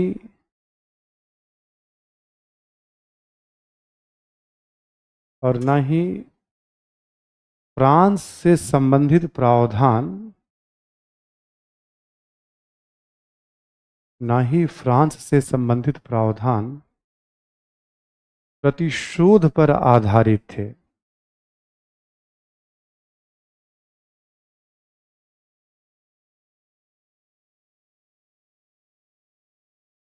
ठीक? आगे जितने भी सम्मेलन होंगे ना, उसमें किसी न किसी को अपमानित, या 56 में होगा, या 78 में होगा, या 1919 में होगा, और ये सब अगले युद्ध का कारण। वियना सम्मेलन ने ये जरूर है कि लोकतंत्र और राष्ट्रवाद का इसने बहुत समर्थन, लोकतंत्र का तो कतई नहीं किया, राष्ट्रवाद का कहीं किया कहीं नहीं किया। तो चलो, हर राष्ट्र में आंतरिक संघर्ष होगा, बट इसके बाद जितने भी सम्मेलन होंगे उसमें बदले का भाव, जिससे आप बदला लेंगे अगली बार वो रिवेंज लेगा आपको। इस मामले में भी इसको बहुत प्रोग्रेसिव माना गया है वियना सम्मेलन को। इंटरेस्टिंग।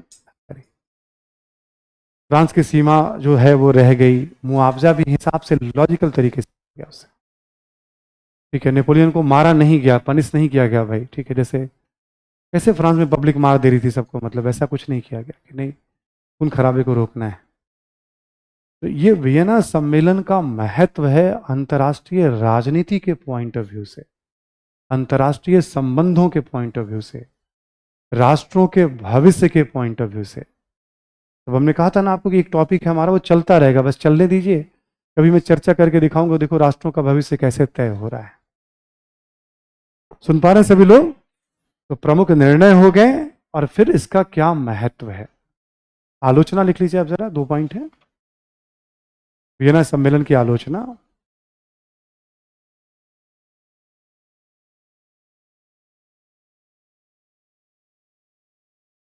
वियना सम्मेलन की आलोचना,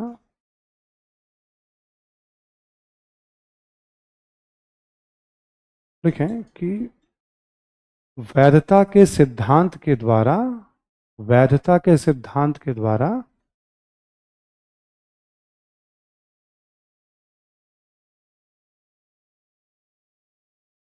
सिद्धांत के द्वारा पुरानी व्यवस्था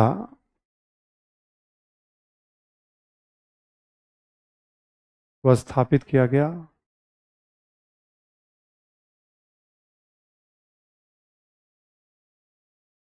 अर्थात लोकतंत्र एवं संविधान के शासन को महत्व नहीं दिया गया।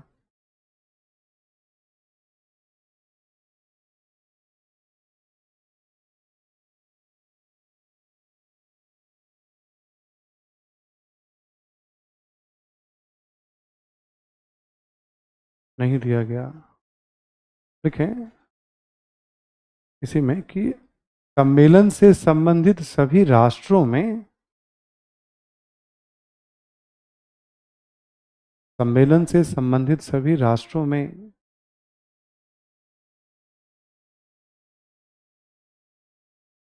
प्रगतिशील शक्तियों के द्वारा, प्रगतिशील शक्तियों के द्वारा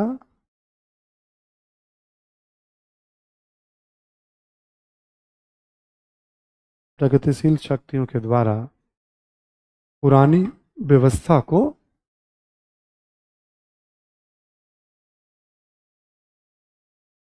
पुरानी व्यवस्था को चुनौती दी जाएगी।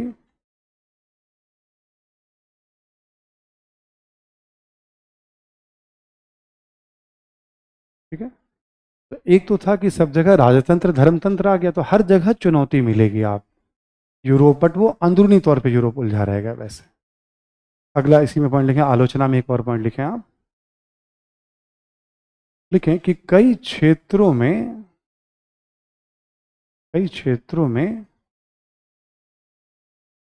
राष्ट्रवाद के सिद्धांत को भी महत्व नहीं दिया गया।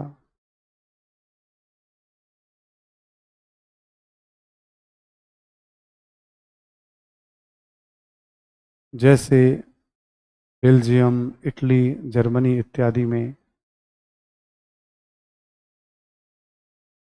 जर्मनी, इटली इत्यादि में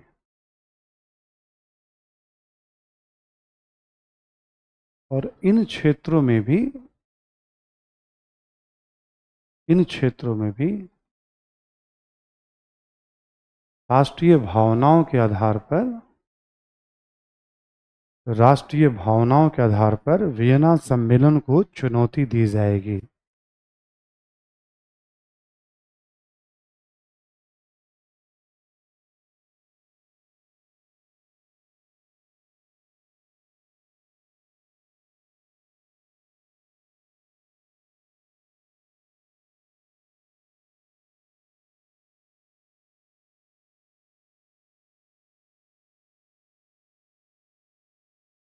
देख लिया आपने,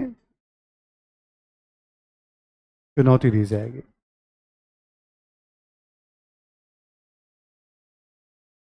ठीक है, तो एक है कि वियना कांग्रेस और वियना सम्मेलन में किस शब्द का यूज किया जाए, है ना।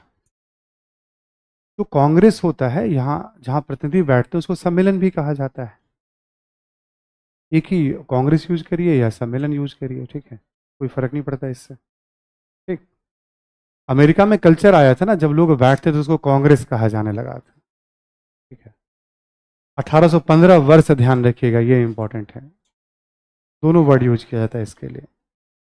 गुरिल्ला वार का जनक माओ से तुंग को माना जाता है। ठीक है, स्पेन पे इसका प्रभाव कैसे बढ़ा। देखो, गुरिल्ला वर्ड हो सकता है माओ से तुंग लेकर के आए हों, छापामार युद्ध शैली तो बहुत पहले, शिवाजी छापामार युद्ध शैली के थे, बाजीराव प्रथम छापामार युद्ध शैली के थे। ठीक है, ये तो कोई नई लड़ाई तो है ही नहीं, छापामार युद्ध शैली तो पुरानी लड़ाई पद्धति है, छिप करके लड़ना। आपने हो सकता है किसी संदर्भ में पढ़ा हो, इस टर्म के संदर्भ में पढ़ा हो। ठीक, एक है कि निवेदन कि सर मैप का यूज किया जाए बोर्ड के ऊपर। ठीक है, इसका मतलब ये है कि आप पढ़ना एकदम नहीं चाह रहे हैं। ठीक, कि जिनका रिक्वेस्ट है आप मुझसे मिल लीजिएगा। ठीक है ना, आप एक आधा बार एनसीईआरटी की क्लास और कर लीजिए आप। ठीक है, एनसीईआरटी बैच ज्वाइन कर लीजिए, थोड़ा बहुत ज्योग्राफी हिस्ट्री वहाँ पढ़ लीजिए आप। ठीक है ना, क्लास में है तो क्लास को एक मिनिमम स्पीड में चलने दीजिए आप। ठीक, समझ पा रहे हैं मेरी बात। आप मुझसे मिल लीजिएगा, मैं आपको तरीका बता दूंगा, थोड़ा सा 5-10 मिनट घर पे कैसे मेहनत करिए, या आस पास वाले के लोग स्टूडेंट से भी मदद ले सकते हैं आप। ठीक, नहीं तो एक बार एनसीईआरटी क्लास कर लीजिए आप, वहाँ मैप वेप सीख करके आइए आप एक बार आप। ठीक है, 10वीं 12वीं तक यदि पढ़ाई नहीं की हो तो एक बार एनसीईआरटी वाली क्लास कर लीजिएगा। क्लियर, मैप आप ही को पढ़ना पड़ेगा। अब यहाँ पे हरा नीला पीला तस्वीर आने से आपके जीवन में कोई बदलाव, ठीक है, वो आपका भी टाइम लेगा और मेरा भी टाइम लेगा। ठीक है, ये आपको करना है, और आपको दिक्कत है तो मैं बता दूंगा कि कैसे, देखिए आप खुद से मिल लीजिए आप, ठीक है। वैधता का सिद्धांत का मतलब ये हुआ कि जिसके पास सत्ता पहले से थी, नेपोलियन के जीतने के पहले से, ठीक। वैधता के सिद्धांत का मतलब ये हुआ जिसके पास सत्ता नेपोलियन के जीतने के पहले थी, सत्ता वापस उसको, वो वैध अधिकार है, लीगल राइट है उसका, ये माना गया, ठीक। वैधता का सिद्धांत। और किसी को समस्या आ रही होगी मैप में तो वो सब मुझसे मिल लीजिएगा। किसी को लग रहा हो, संकोच मत करिएगा कि मैंने लिखा, अब सर से कैसे पूछूं। मैं कुछ नहीं कहूंगा, मैं कहूंगा एटलस लेके आई और मैं दिखाता हूं कैसे पढ़िए आप उसको, ठीक है। नहीं तो एनसीईआरटी वाली वगैरह क्लास आपने कर रखी है, या कर लीजिएगा आप एक बार आप, ठीक है। अभी जब ज्योग्राफी वाली क्लास होगी सर तो वैसे ही मैप पढ़ाएंगे आपको, ठीक है। मैं बस इतना करूंगा कि लाल काला पीला, ठीक है ना, मैप पे तस्वीर क्या करना है, एक बार आ जाएगा, मैं क्लिक करूंगा, देखो ये ऑस्ट्रिया है, देखो ये, और आपको दिखेगा भी नहीं बहुत, ठीक है। फिर उसको इनलार्ज करो, देखो उससे क्या, कुछ नहीं होना है। घूमने चलना है तो बताइए ऑस्ट्रिया, ठीक है। उसके लिए एग्जाम क्वालिफाई करिए। हाँ, कोई बात नहीं ना, आप जिनको जिनको मैप में इश्यू होगा ना, एक बार आप संकोच मत करिएगा, मुझे बताइएगा, एटलस लेके मुझसे मिल लीजिएगा, ठीक है। एटलस लेके कल मुझसे मिल लीजिएगा, ठीक है। रुक जाइएगा क्लास में, मैं गाइड कर दूंगा, 2 मिनट का तो काम है, ठीक है, कैसे देखना है, ठीक है। मैं गाइड कर दूंगा हिस्ट्री में कैसे देखना है, बाकी सर ज्योग्राफी वाले तो पढ़ाएंगे आपको, ठीक है ना। मैं एक बार गाइड कर दूंगा आपको, हो सकता है, कोई बड़ी बात नहीं है। क्लियर ना सभी को, ठीक है। चलिए आगे बढ़ते हैं हम लोग। तो ये बात हो गई हमारी वियना सम्मेलन। अब हम क्या देख रहे हैं, फ्रांसीसी क्रांति और नेपोलियन के बाद यूरोप काफी बदला हुआ है। वियना सम्मेलन फिर से पुरानी व्यवस्था को स्थापित कर रहा है यूरोप में। क्लियर सभी को, ठीक है। वियना सम्मेलन पुरानी व्यवस्था को स्थापित कर रहा है यूरोप में।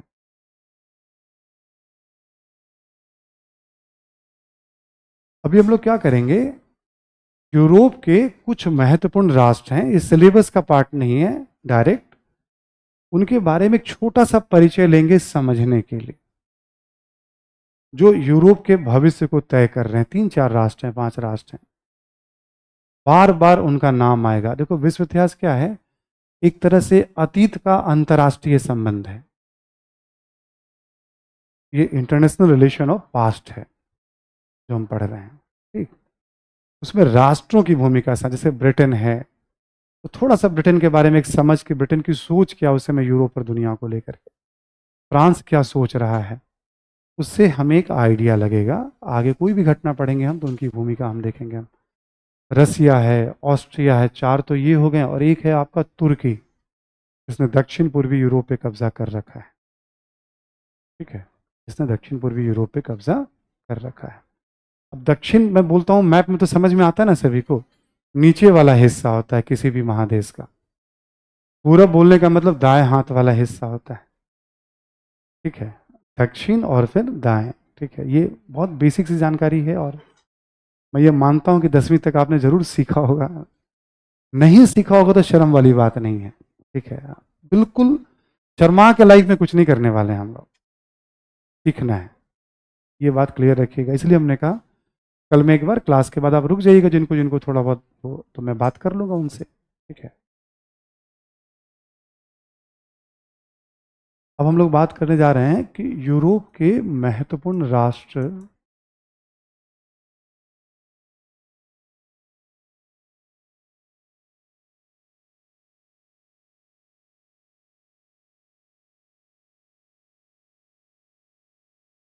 का दृष्टिकोण, ठीक है। जैसे हमने लिया ब्रिटेन,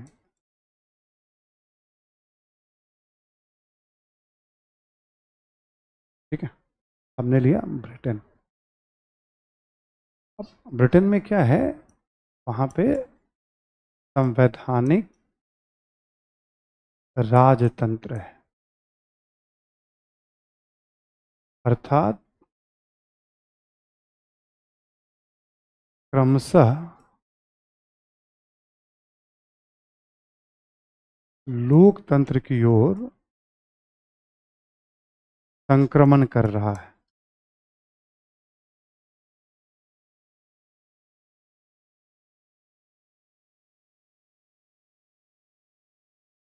ठीक है, मैं समझाता हूं इस पॉइंट को। हम लोग बात कर रहे हैं ब्रिटेन का दृष्टिकोण। ब्रिटेन में क्या है कि ब्रिटेन में राजतंत्र है, बट ब्रिटेन में संविधान का शासन है और राजा का अधिकार कम है और धीरे धीरे संसद के अधिकार वहां पे दिए जा रहे हैं। इसका कतई ये मतलब नहीं है कि ब्रिटेन यूरोप या दुनिया के सभी देशों में लोकतंत्र का समर्थन, ठीक है, हर एक राष्ट्र अपने हित को पहले देखता है कि किसमें मेरा फायदा है। ये नहीं देखता है कि फ्रांस में लोकतंत्र आ जाए और जर्मनी में लोकतंत्र आ जाए। ठीक, तो यूरोप में जब लोकतंत्र का आंदोलन चलेगा तो ऐसा नहीं कि ब्रिटेन उसको सपोर्ट करेगा, ऐसा कुछ नहीं होने वाला है। ब्रिटेन धीरे धीरे बदलाव के दौर से गुजर रहा है। अभी हमें पढ़ना नहीं है, सिलेबस का पार्ट नहीं है, ऐसे बस सुन के छोड़ देना है। संवैधानिक राजतंत्र का मतलब ये हो गया, ठीक है, संविधान में आप देखोगे सारी व्यवस्था है, लोकतंत्र को पावर है वहां के संविधान में, बस राजा नाम मात्र का प्रमुख। एक हो गया। ब्रिटेन के बारे में क्या है, ये विश्व की सबसे बड़ी शक्ति है ना।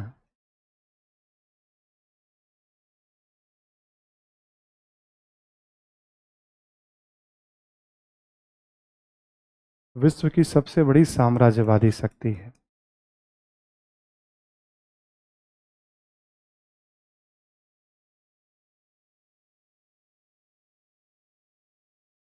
ठीक है, विश्व की सबसे बड़ी साम्राज्यवादी शक्ति। लिखें, यूरोप में, इसी में लिखें, यूरोप में ब्रिटेन की यह सोच थी, यूरोप में ब्रिटेन की यह सोच थी कि कोई एक राष्ट्र शक्तिशाली न बने,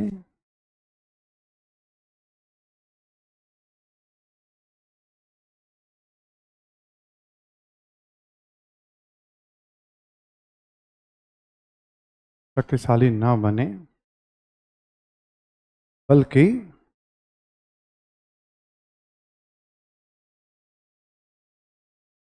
बल्कि शक्ति संतुलन बना रहे। शक्ति संतुलन बना रहे।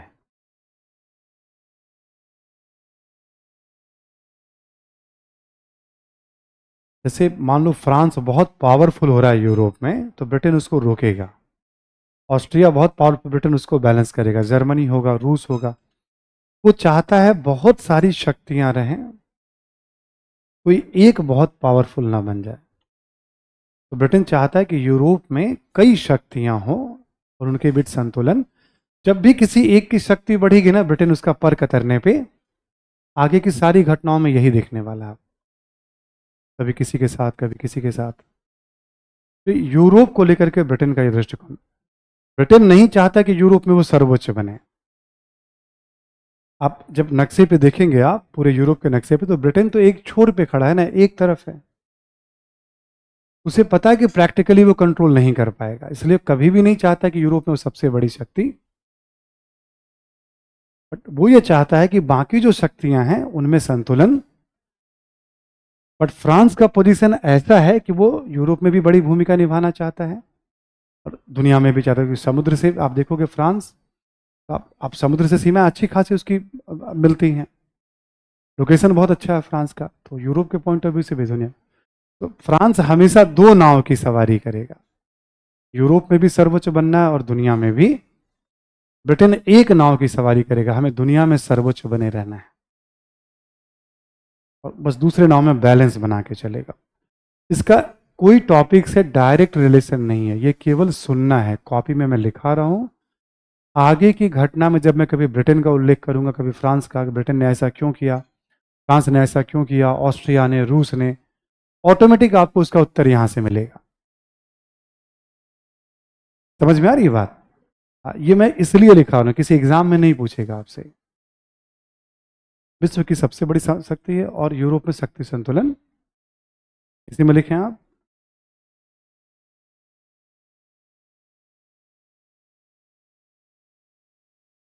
उपनिवेशों के संदर्भ में,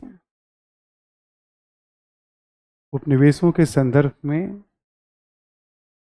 या विश्व के संदर्भ में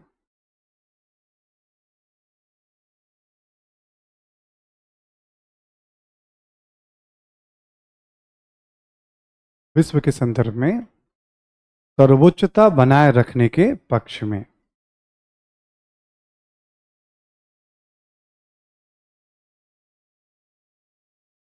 सर्वोच्चता बनाए रखने के पक्ष में। ठीक? दुनिया में अफ्रीका, अमेरिका, जहां जहां इसके उपनिवेश है, वहां पे ये सर्वोच्च बने रहना चाहता है। ठीक है, पक्ष में तथा तथा नौसैनिक सर्वोच्चता को बनाए रखने पर भी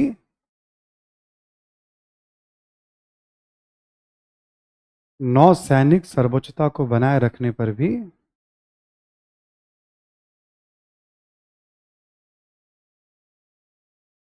इसका विशेष ध्यान रहता था।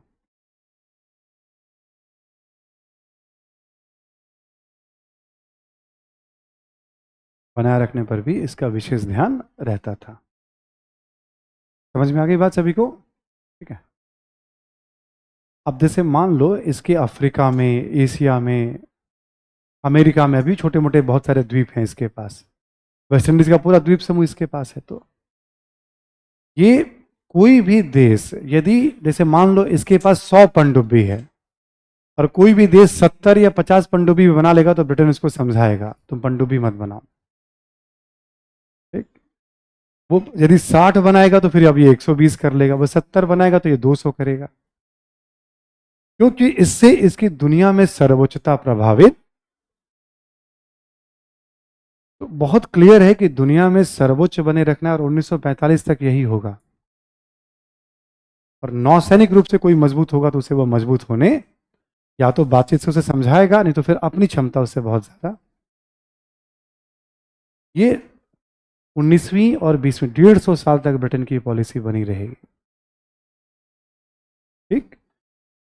ब्रिटेन आधुनिक लोकतंत्र की जननी के तौर पे ब्रिटेन को जाना जाता है। ब्रिटेन में धीरे धीरे लोकतांत्रिक व्यवस्था आई है, एक साथ नहीं आई है। मैग्ना कार्टा वर्ड सुना है आप सभी ने? सोचो 13वीं सदी में, कितनी पुरानी बात है, मध्यकाल की बात है, जब वहां के सामंतों और पादरियों ने राजा पे दबाव बनाकर राजा से कुछ अधिकार। तो ब्रिटेन में आधुनिक लोकतंत्र की विकास यात्रा वहां से मानी जाती है, मैग्ना कार्टा से। मैग्ना कार्टा को अलग अलग उद्देश्य से पढ़ते हैं ना, बदलाव, अधिकार पत्र, बेसिकली लोकतंत्र की विकास यात्रा के संदर्भ में उसको लिया जाता है। आप में से कभी किसी ने सुना होगा, सुनना है, इसका कोई रोल नहीं है एग्जाम से, 1688 ईस्वी में ब्रिटेन में एक रक्तहीन क्रांति हुई थी।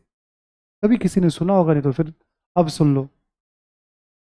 ठीक है, रक्तहीन क्रांति। इसमें क्या हुआ था, वहां का जो राजा था वो भाग गया और संसद ने फिर तय किया कि अगला राजा कौन हो, उसी राज परिवार का जो आज राज परिवार। और फिर उसके बाद राजा से संसद का एक समझौता हो गया कि संसद जो कहेगा राजा को वो बात। देखो अभी अमेरिकी क्रांति भी नहीं हुई है, फ्रांसीसी क्रांति भी नहीं हुई है, बट ब्रिटेन में ये परिवर्तन 1688 ईस्वी में ही, और वहां के राज परिवार ने इसको स्वीकार कर लिया। क्यों? क्योंकि संसद में कौन बैठे हुए थे? सामंत और पादरी बैठे हुए थे। एक तो सामंतों और पादरियों ने राजा से अधिकार छीन लिया वहां पे। क्योंकि ब्रिटेन का कनेक्शन यूरोप से ज्यादा नहीं था, तो ब्रिटेन की घटनाओं का ज्यादा प्रभाव यूरोप पे नहीं। और ब्रिटेन ऐसा भी नहीं था कि बाकी देशों में समर्थन, भाई तुम्हें जो, हर देश की अपनी अपनी व्यवस्था है। अब जब फ्रांसीसी क्रांति होगी और मध्य वर्ग को और आम पब्लिक को अधिकार ठीक ठाक मिलने लगेगा वहां पे, या 1830 में यूरोपीय क्रांति होगी, अभी फ्रांस में भी व्यवस्था बदलेगी, तो ब्रिटेन की मध्य वर्ग और आम पब्लिक भी चिल्लाएगी कि हमें भी अधिकार, थोड़ा बहुत उठापटक होगा, थोड़ा बहुत खून खराबा छोटा मोटा होगा, मतलब कहीं 10-5 लोग मारे जाएंगे, कहीं धरना प्रदर्शन होगा। तो ब्रिटेन में सामंत और पादरी समझ गए कि यदि अब हम व्यवस्था परिवर्तन नहीं करेंगे तो फिर फ्रांस और बाकी देशों जैसा ही खून खराबा यहाँ भी, उन्होंने अपना अधिकार छोड़ दिया। एक 1832 का अधिनियम आएगा और 32 के अधिनियम में संसद में हाउस ऑफ कॉमन्स का महत्व बढ़ा दिया जाएगा, मध्य वर्ग का महत्व वहां पे। तो जो काम फ्रांस में हो रहा है, अमेरिका में हो रहा है, वो काम ब्रिटेन में 1832 में शांतिपूर्ण तरीके से हो जाएगा। राजा ने शांतिपूर्ण तरीके से अधिकार छोड़ दिया, सामंतों और पादरियों ने मध्य वर्ग के लिए शांतिपूर्ण तरीके से अधिकार छोड़ दिया। आम पब्लिक बहुत नाराज हो जाएगी ब्रिटेन में, फिर वो संघर्ष करना शुरू करेंगे, मध्य वर्ग को समझ में आ जाएगा, फिर वो किसानों और मजदूरों को मत देने का अधिकार वो भी बहुत जल्दी।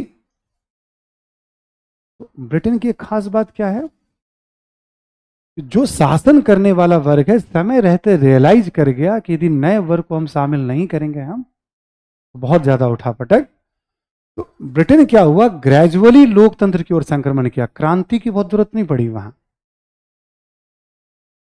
ये उदाहरण बाकी देशों में नहीं दिखेगा आपको। तो शासक वर्ग की जो समझदारी है ना, कभी राजा की समझदारी, कभी सामंतों की समझदारी, कभी मध्य वर्ग की समझदारी, ब्रिटेन को एक अलग कैटेगरी में खड़ा, क्योंकि उनको पता था कि खून खराबा होने का मतलब है आर्थिक गतिविधियां हमारी ठप। ठीक, तो बहुत कम संघर्ष, लोकतांत्रिक आंदोलन होंगे वहां पे और बदलाव हो जाएगा। संक्षेप में हमने ब्रिटेन की यात्रा आपको बताई। 1911 में एक ऐसा कानून बन जाएगा कि जो हाउस ऑफ, संसद में वहां 2 सदन है, हाउस ऑफ लॉर्ड्स है और हाउस ऑफ कॉमन है। जैसे अपने यहाँ लोकसभा और राज्यसभा है, अपने यहाँ राज्यसभा है, वहां पे लॉर्ड्स है। अपने यहाँ लोकसभा है, वहां पे हाउस ऑफ कॉमन्स है। अपने यहाँ लोकसभा को ज्यादा शक्ति दी गई है राज्यसभा की तुलना में, आप पढ़ेंगे पॉलिटी में। 1911 में ब्रिटेन में ये भी हो जाएगा कि वहां के लोकसभा को राज्यसभा की तुलना में ज्यादा शक्ति, और वही व्यवस्था आज ब्रिटेन में चल रही है। 13वीं सदी, 1688, 1832, ठीक है, 1867, 1884, 1911, ये सब वो वर्ष है जब ब्रिटेन में ग्रेजुअली लोकतांत्रिक संक्रमण, बट ब्रिटेन में तो हो रहा है, बट ब्रिटेन इसके पक्ष में नहीं, किस देश में आया किस देश में नहीं आया। तो ब्रिटेन राजनीतिक मामलों में भी एग्जाम्पल सेट कर रहा है, लेकिन उसका क्रांति वाला इंपैक्ट नहीं है, इसलिए अमेरिकी फ्रांसीसी क्रांति को ज्यादा महत्व मिलता है। इसका इमीडिएट इंपैक्ट कई राष्ट्रों पे दिखा है। ब्रिटेन का इंपैक्ट ऐसे, ब्रिटेन भारत में शासन कर रहा है तो धीरे धीरे भारत में लोकतंत्र आ रहा है। ब्रिटेन श्रीलंका में शासन कर रहा है तो वहां लोकतंत्र आ रहा है, दक्षिण अफ्रीका में कर रहा है। तो ब्रिटेन ने ये काम किया है, जहां जहां शासन किया है वहां धीरे धीरे व्यवस्था का बदलाव किसी भी यूरोपीय देशों की तुलना में बेहतर तरीके से किया। देखो, शोषण सबने किया है, शोषण में भी एक तरीका जो सबसे बेहतर किसी का था तो वो ब्रिटेन का था, ये सब मानते हैं। शोषण सबने किया है और ब्रिटेन ने भी बदलाव शोषण के लिए ही किया है, लेकिन उसमें उसका तरीका बेहतर। ऐसे ही जानना, तो 3 बातें बताई मैंने आपको। अब इन सब कहानियों को छोड़ देना, इसकी कोई जरूरत आपको नहीं पड़ने वाली एग्जाम। एक, ब्रिटेन लोकतंत्र के रास्ते पे धीरे धीरे बढ़ रहा है, इसका कतई मतलब नहीं कि वो लोकतांत्रिक देशों को समर्थन, अमेरिका आज से नहीं, स्वतंत्रता के समय से लोकतांत्रिक देश है, बट अमेरिका के कारण ही पाकिस्तान में तानाशाही व्यवस्था, का कतई मतलब नहीं कि वो लोकतंत्र को ही समर्थन। भारत स्थापना के समय से लोकतांत्रिक देश है, बट अमेरिका हमारा घोर विरोधी रहा है एक समय। ठीक है, तो ऐसा कुछ नहीं होता है कि हमारे यहाँ लोकतंत्र है तो हम लोकतंत्र वालों से ही संबंध, सब अपने अपने हित देखते हैं। ठीक। दूसरा, ब्रिटेन की सोच क्या थी यूरोप में कि शक्ति संतुलन, मतलब कई शक्तियां रहें, कोई ज्यादा शक्तिशाली ना हो जाए ताकि पूरे यूरोप को वो अपने कदमों में। ब्रिटेन का व्यापार पूरे यूरोप से भी होता था ना, जब एक पावरफुल हो जाएगा वो ब्रिटेन के अगेंस्ट चला गया, ब्रिटेन के आर्थिक हित मारे जाएंगे। जैसे कोई मजबूत होता था ब्रिटेन, आप देखोगे आगे की घटना में उसका पर काट देगा, वो तुरंत खींचेगा उसका टांग, वो कभी किसी को सपोर्ट करेगा, कभी किसी को सपोर्ट करेगा, ऐसे करके। बैलेंस बनाए रखेगा। लेकिन हाँ, शुरू से जब से आप पढ़ोगे आगे तक, रूस का वो हमेशा विरोध करेगा। उसका एक रीजन है, रूस के पास बड़ा भूभाग है, विशाल संसाधन है उसके पास। उसे ये पता है कि रूस जब चाहे यूरोप में अपने साम्राज्य का प्रभाव, एक बात में एकदम कायम है कि रूस का विरोध में कभी उसने कॉम्प्रोमाइज 1800 से लेके आज तक 2024 तक। ठीक ठीक। अभी इसको क्यों बता रहा हूं मैं आपको, ऐसे समझाने के लिए। इसका एग्जाम से डायरेक्ट कोई रिलेशन नहीं है, एकदम ध्यान रखिएगा, कहीं लिखना नहीं है आपको। जब कभी लगेगा ना ब्रिटेन ने ऐसा क्यों किया किसी घटना में, तो आपको उत्तर मिलेगा यहाँ पे। ठीक है, तो ऐसे ना अंडरस्टैंडिंग रखनी होती है। ये ब्रिटेन की छोटा सा परिचय हो गया। अब लिखें फ्रांस के बारे में।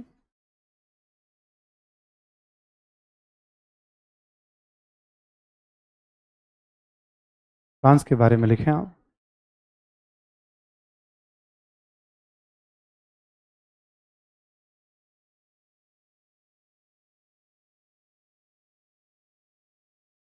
आप फ्रांस जो है लोकतंत्र की ओर संक्रमण के लिए संघर्ष कर रहा है।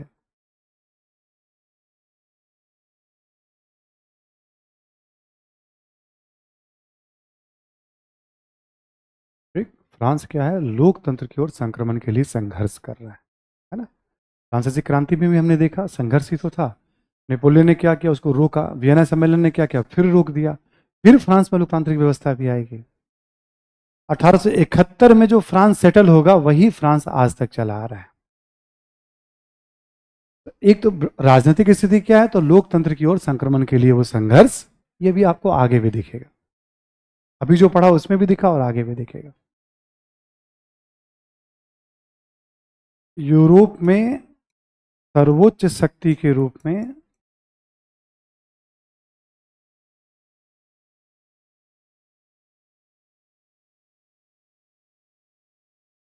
स्थापित होने का इच्छुक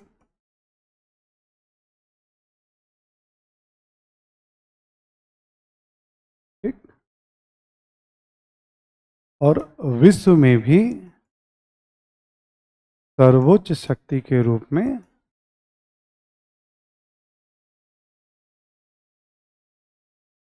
स्थापित होने का इच्छुक। विश्व में भी सर्वोच्च शक्ति के रूप में स्थापित होने का इच्छुक। ठीक है,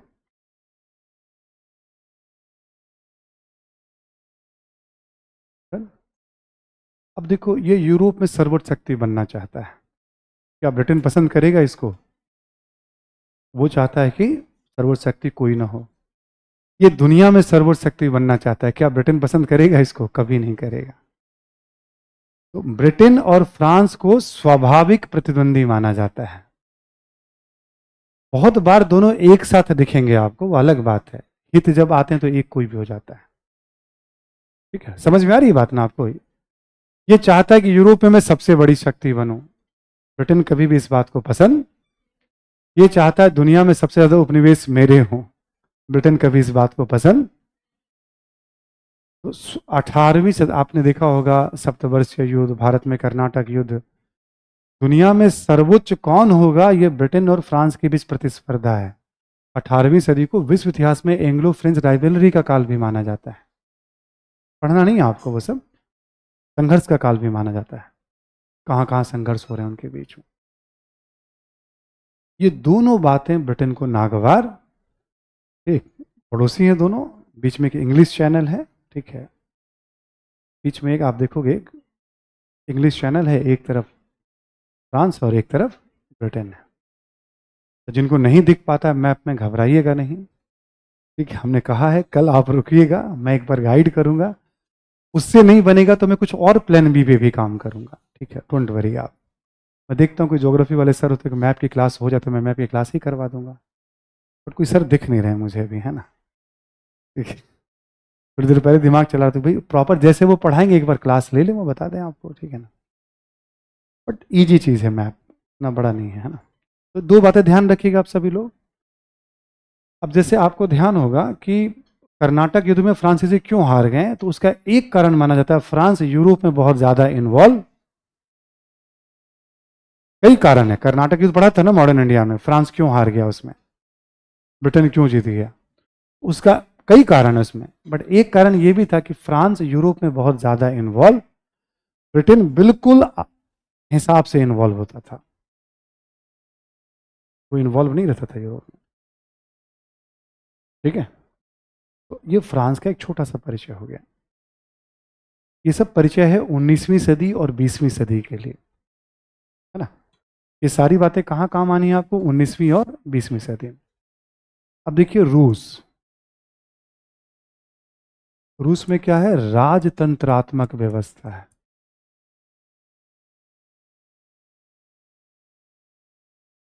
ठीक, तो रूस क्या होगा, लोकतंत्र का विरोधी होगा।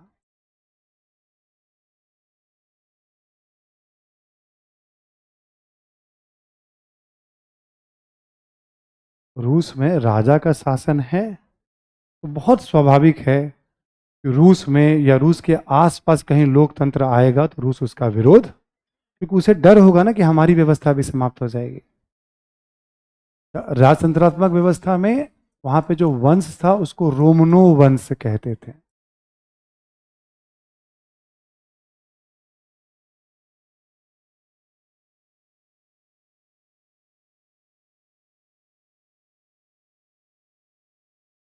ठीक है, रूस के साथ दूसरा क्या है, ये बहुभाषाई साम्राज्य है।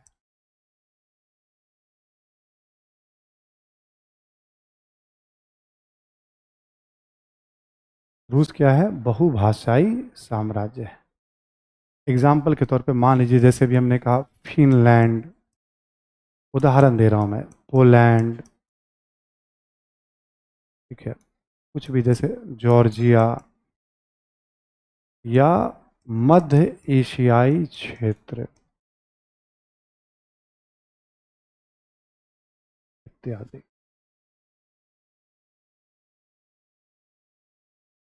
ठीक है, कुछ एग्जाम्पल दे दिया आपको, जैसे ये सब रूस का पार्ट है, रूस के साम्राज्य में। पोलैंड की अलग भाषा है, फिनलैंड की अलग भाषा है, जॉर्जिया की अलग भाषा है, कजाकिस्तान की अलग भाषा है, मध्य एशियाई गणराज्य में बात करें तो। ठीक, अब जब राष्ट्रवाद, राष्ट्रीय आंदोलन चलेगा कि भाषा के नाम पे राष्ट्र बनना चाहिए, तो रूस कभी उसका समर्थन, क्योंकि रूस का साम्राज्य टूट जाएगा, बिखर जाएगा।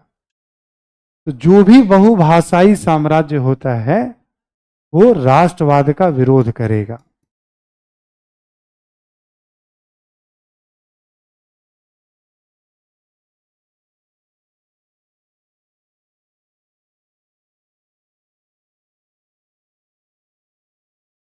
ठीक, वो राष्ट्रवाद का, ये बात समझ में आ रही सभी को, क्योंकि फिर पोलैंड एक अलग राष्ट्र बन जाएगा, फिनलैंड, आज यही हुआ तो है, रूस का विघटन तो हो ही गया ना फाइनली। तो रूस कभी नहीं चाहेगा कि राष्ट्रवाद की गाड़ी जो है या भावना जो है उसके साम्राज्य में पनपे। हर राष्ट्रवादियों को खोज खोज के दमन, राष्ट्रवाद को स्वीकार। तो सिंपल सा कॉन्सेप्ट होता है, बदलाव हो रहा है राजतंत्र और इन सब व्यवस्था। तो रूस हमेशा आप देखोगे ऐसे विरोधी वाले खेमे में। सेम कहानी ऑस्ट्रिया की भी है और सेम कहानी तुर्की की भी है। ये तीनों राजतंत्रात्मक और तीनों बहुभाषाई हैं। ठीक, तो तीनों लोकतंत्र के विरोधी होंगे और राष्ट्रवाद के। जब कभी जिक्र आएगा तो आप समझ अपने आप आएगा, अच्छा ये इसका विरोध यूं कर रहा है क्योंकि इसके अस्तित्व पे खतरा है। ठीक, एक तो ये हो गया। तीसरा, एक और पढ़ लिखें आप, यूरोप में सर्वोच्च शक्ति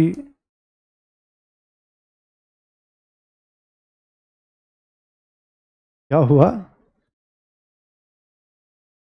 किसी का मैसेज आया है क्या, पेमेंट हुआ है, ओके, किसने क्या ऑर्डर कर दिया, मैप, या आप किसी को कुछ भेज रहे हो, मतलब मुझे लग रहा है किसी ने, इधर से आवाज आई, बताओ कुछ खाने वाने का, इधर से आई आवाज पीछे से।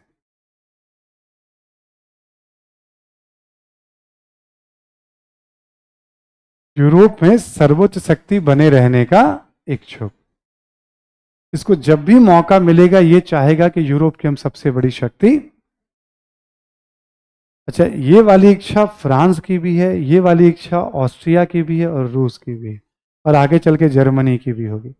जिनकी जिनकी ये इच्छा होगी वो आपस में, ब्रिटेन बस उसी में बैलेंस बनाता रहेगा, तभी तुम थोड़ा तुम हो जाओ, थोड़ा तुम हो जाओ, ये वाली बात है। आज भी अंतर्राष्ट्रीय संबंध ऐसे ही चलता है। अमेरिका किसी किसी को उभारता रहता ताकि बैलेंस बना रहे। ठीक, तो 3 बातें रसिया के बारे में बस ऐसे जान के ध्यान में रखना कि क्या है। सेम कॉन्सेप्ट ऑस्ट्रिया पे भी लागू हो जाएगा। लिखें आप,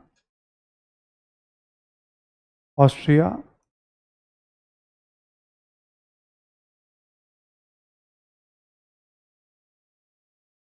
ठीक है, ऑस्ट्रिया में राजतंत्रात्मक व्यवस्था है।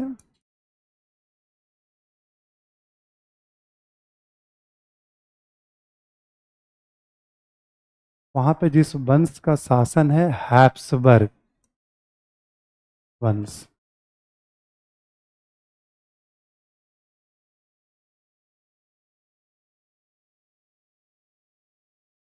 अच्छा, आपने ठीक इससे पहले एक चीज नोटिस किया होगा रसिया के बारे में। देखो, रसिया के पास ना औद्योगिकरण नहीं हुआ है उसका, ठीक, उपनिवेश उस तरह से नहीं बनाना चाहता है अपना, वो केवल यूरोप में खुश है वो। ऐसे ही ऑस्ट्रिया यूरोप में खुश है। ठीक, ऑस्ट्रिया यूरोप में खुश है, क्यों? क्योंकि उस तरह का औद्योगिक शक्ति नहीं है वो, है ना। तो वहां पे भी राजतंत्र, हैप्सबर्ग वंश, तो ये क्या होगा? लोकतंत्र का विरोधी।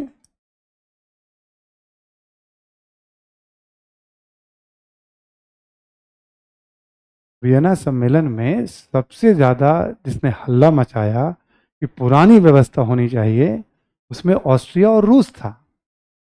ऑस्ट्रिया सबसे आगे था कि नहीं, हम स्वीकार नहीं करेंगे नई व्यवस्था को, क्योंकि दोनों को पता था कि हमारे साम्राज्य खड़े जाएंगे नई व्यवस्था आएगी तो। ठीक है, तो ये बेसिक कॉन्सेप्ट है जिसका आप कभी भी इस्तेमाल करते रहेंगे। ठीक है, दूसरा क्या है? ऑस्ट्रिया भी बहुभाषाई साम्राज्य है।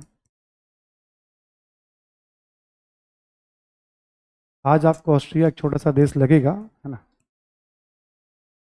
और चारों तरफ से जो है भूमि से ही घिरा हुआ है, लैंड लॉक कंट्री है ना, बहुभाषाई साम्राज्य है। अब बहुभाषाई साम्राज्य में इसमें देखोगे, इसमें कौन कौन आपको दिखेगा? तो हंगरी फिर इसका हिस्सा रहा है ना, चेक गणराज्य है ना, स्लोवाकिया। नाम पहली बार भी सुन रहे हैं तो चलेगा इन राष्ट्रों का। ठीक है, और जान रहे हैं तो अच्छी बात है, तो कोई बात नहीं, पहली पहली बार भी सब सुनते हैं। चेक हो गया, स्लोवाकिया हो गया, स्लोवेनिया हो गया, क्रोएशिया हो गया।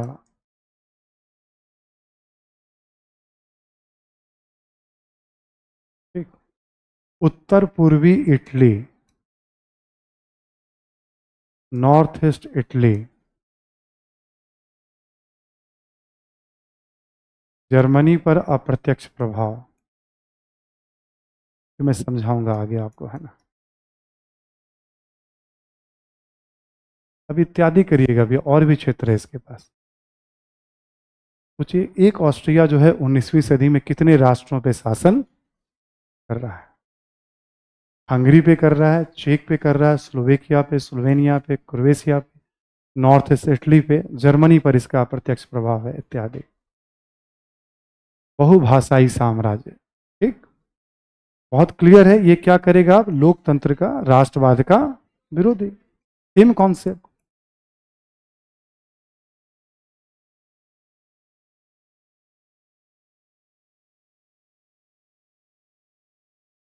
सेम कॉन्सेप्ट, है ना। एक और पॉइंट लिखें, यूरोप में सर्वोच्च शक्ति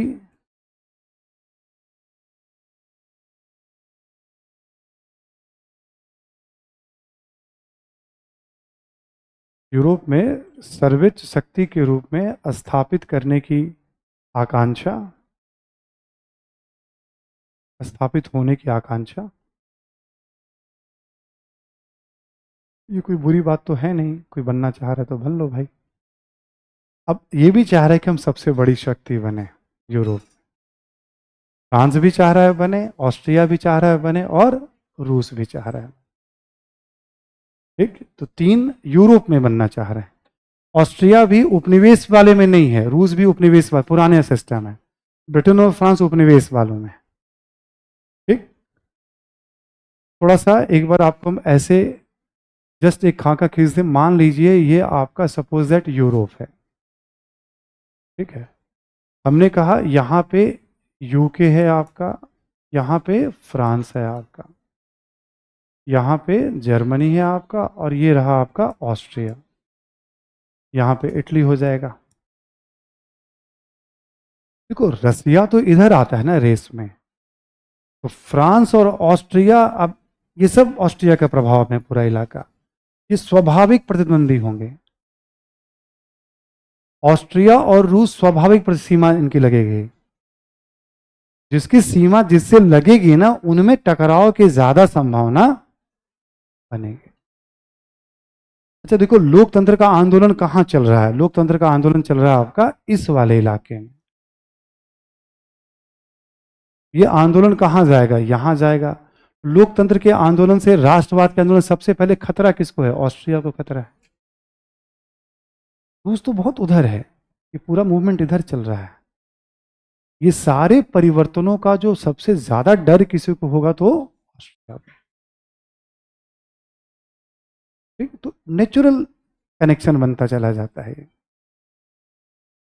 ठीक है, तो ऐसे करके आप देखोगे आप, तो हमने सिंपल सी बात बताई, और फिर मैं रिपीट कर रहा हूं कि ये लिखना नहीं है कहीं भी आपको, बस इसकी एक समझ रखनी है। जैसे ऑस्ट्रिया ने वियना सम्मेलन में क्यों चिल्लाया कि नहीं पुरानी व्यवस्था, क्योंकि फिर ऑस्ट्रिया को तो सारा राज्य ही अलग हो जाता उससे सब, और आज यही स्थिति है, सब अलग हो गया है।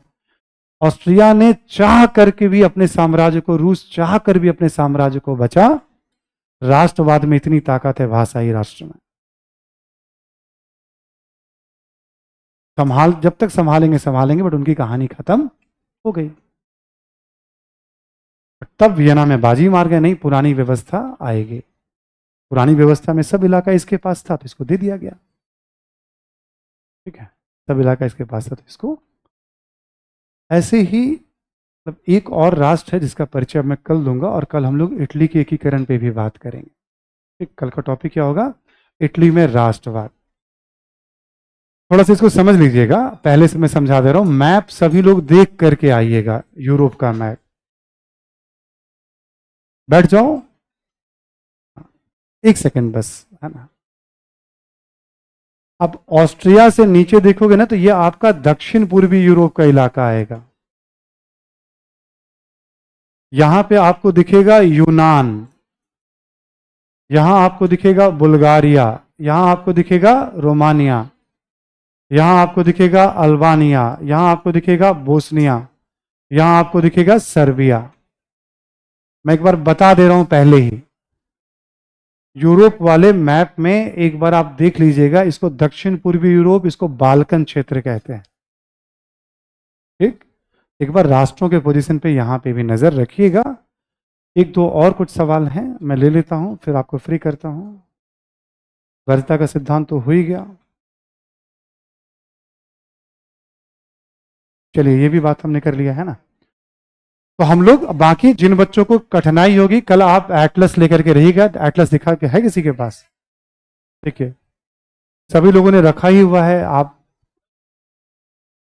खान सर को देखिए, एटलस को छोड़िए, है ना। ये एटलस से रखिएगा, इसी में सब कुछ प्रॉपर बहुत अच्छे से लिखा हुआ है सारा, 1 बाई 1। बस एक एक एटलस में आपको समझा दूंगा, जिनको समस्या होगी वही रुकिएगा क्लास के बाद। ठीक है, चलिए, थैंक यू एवरीवन।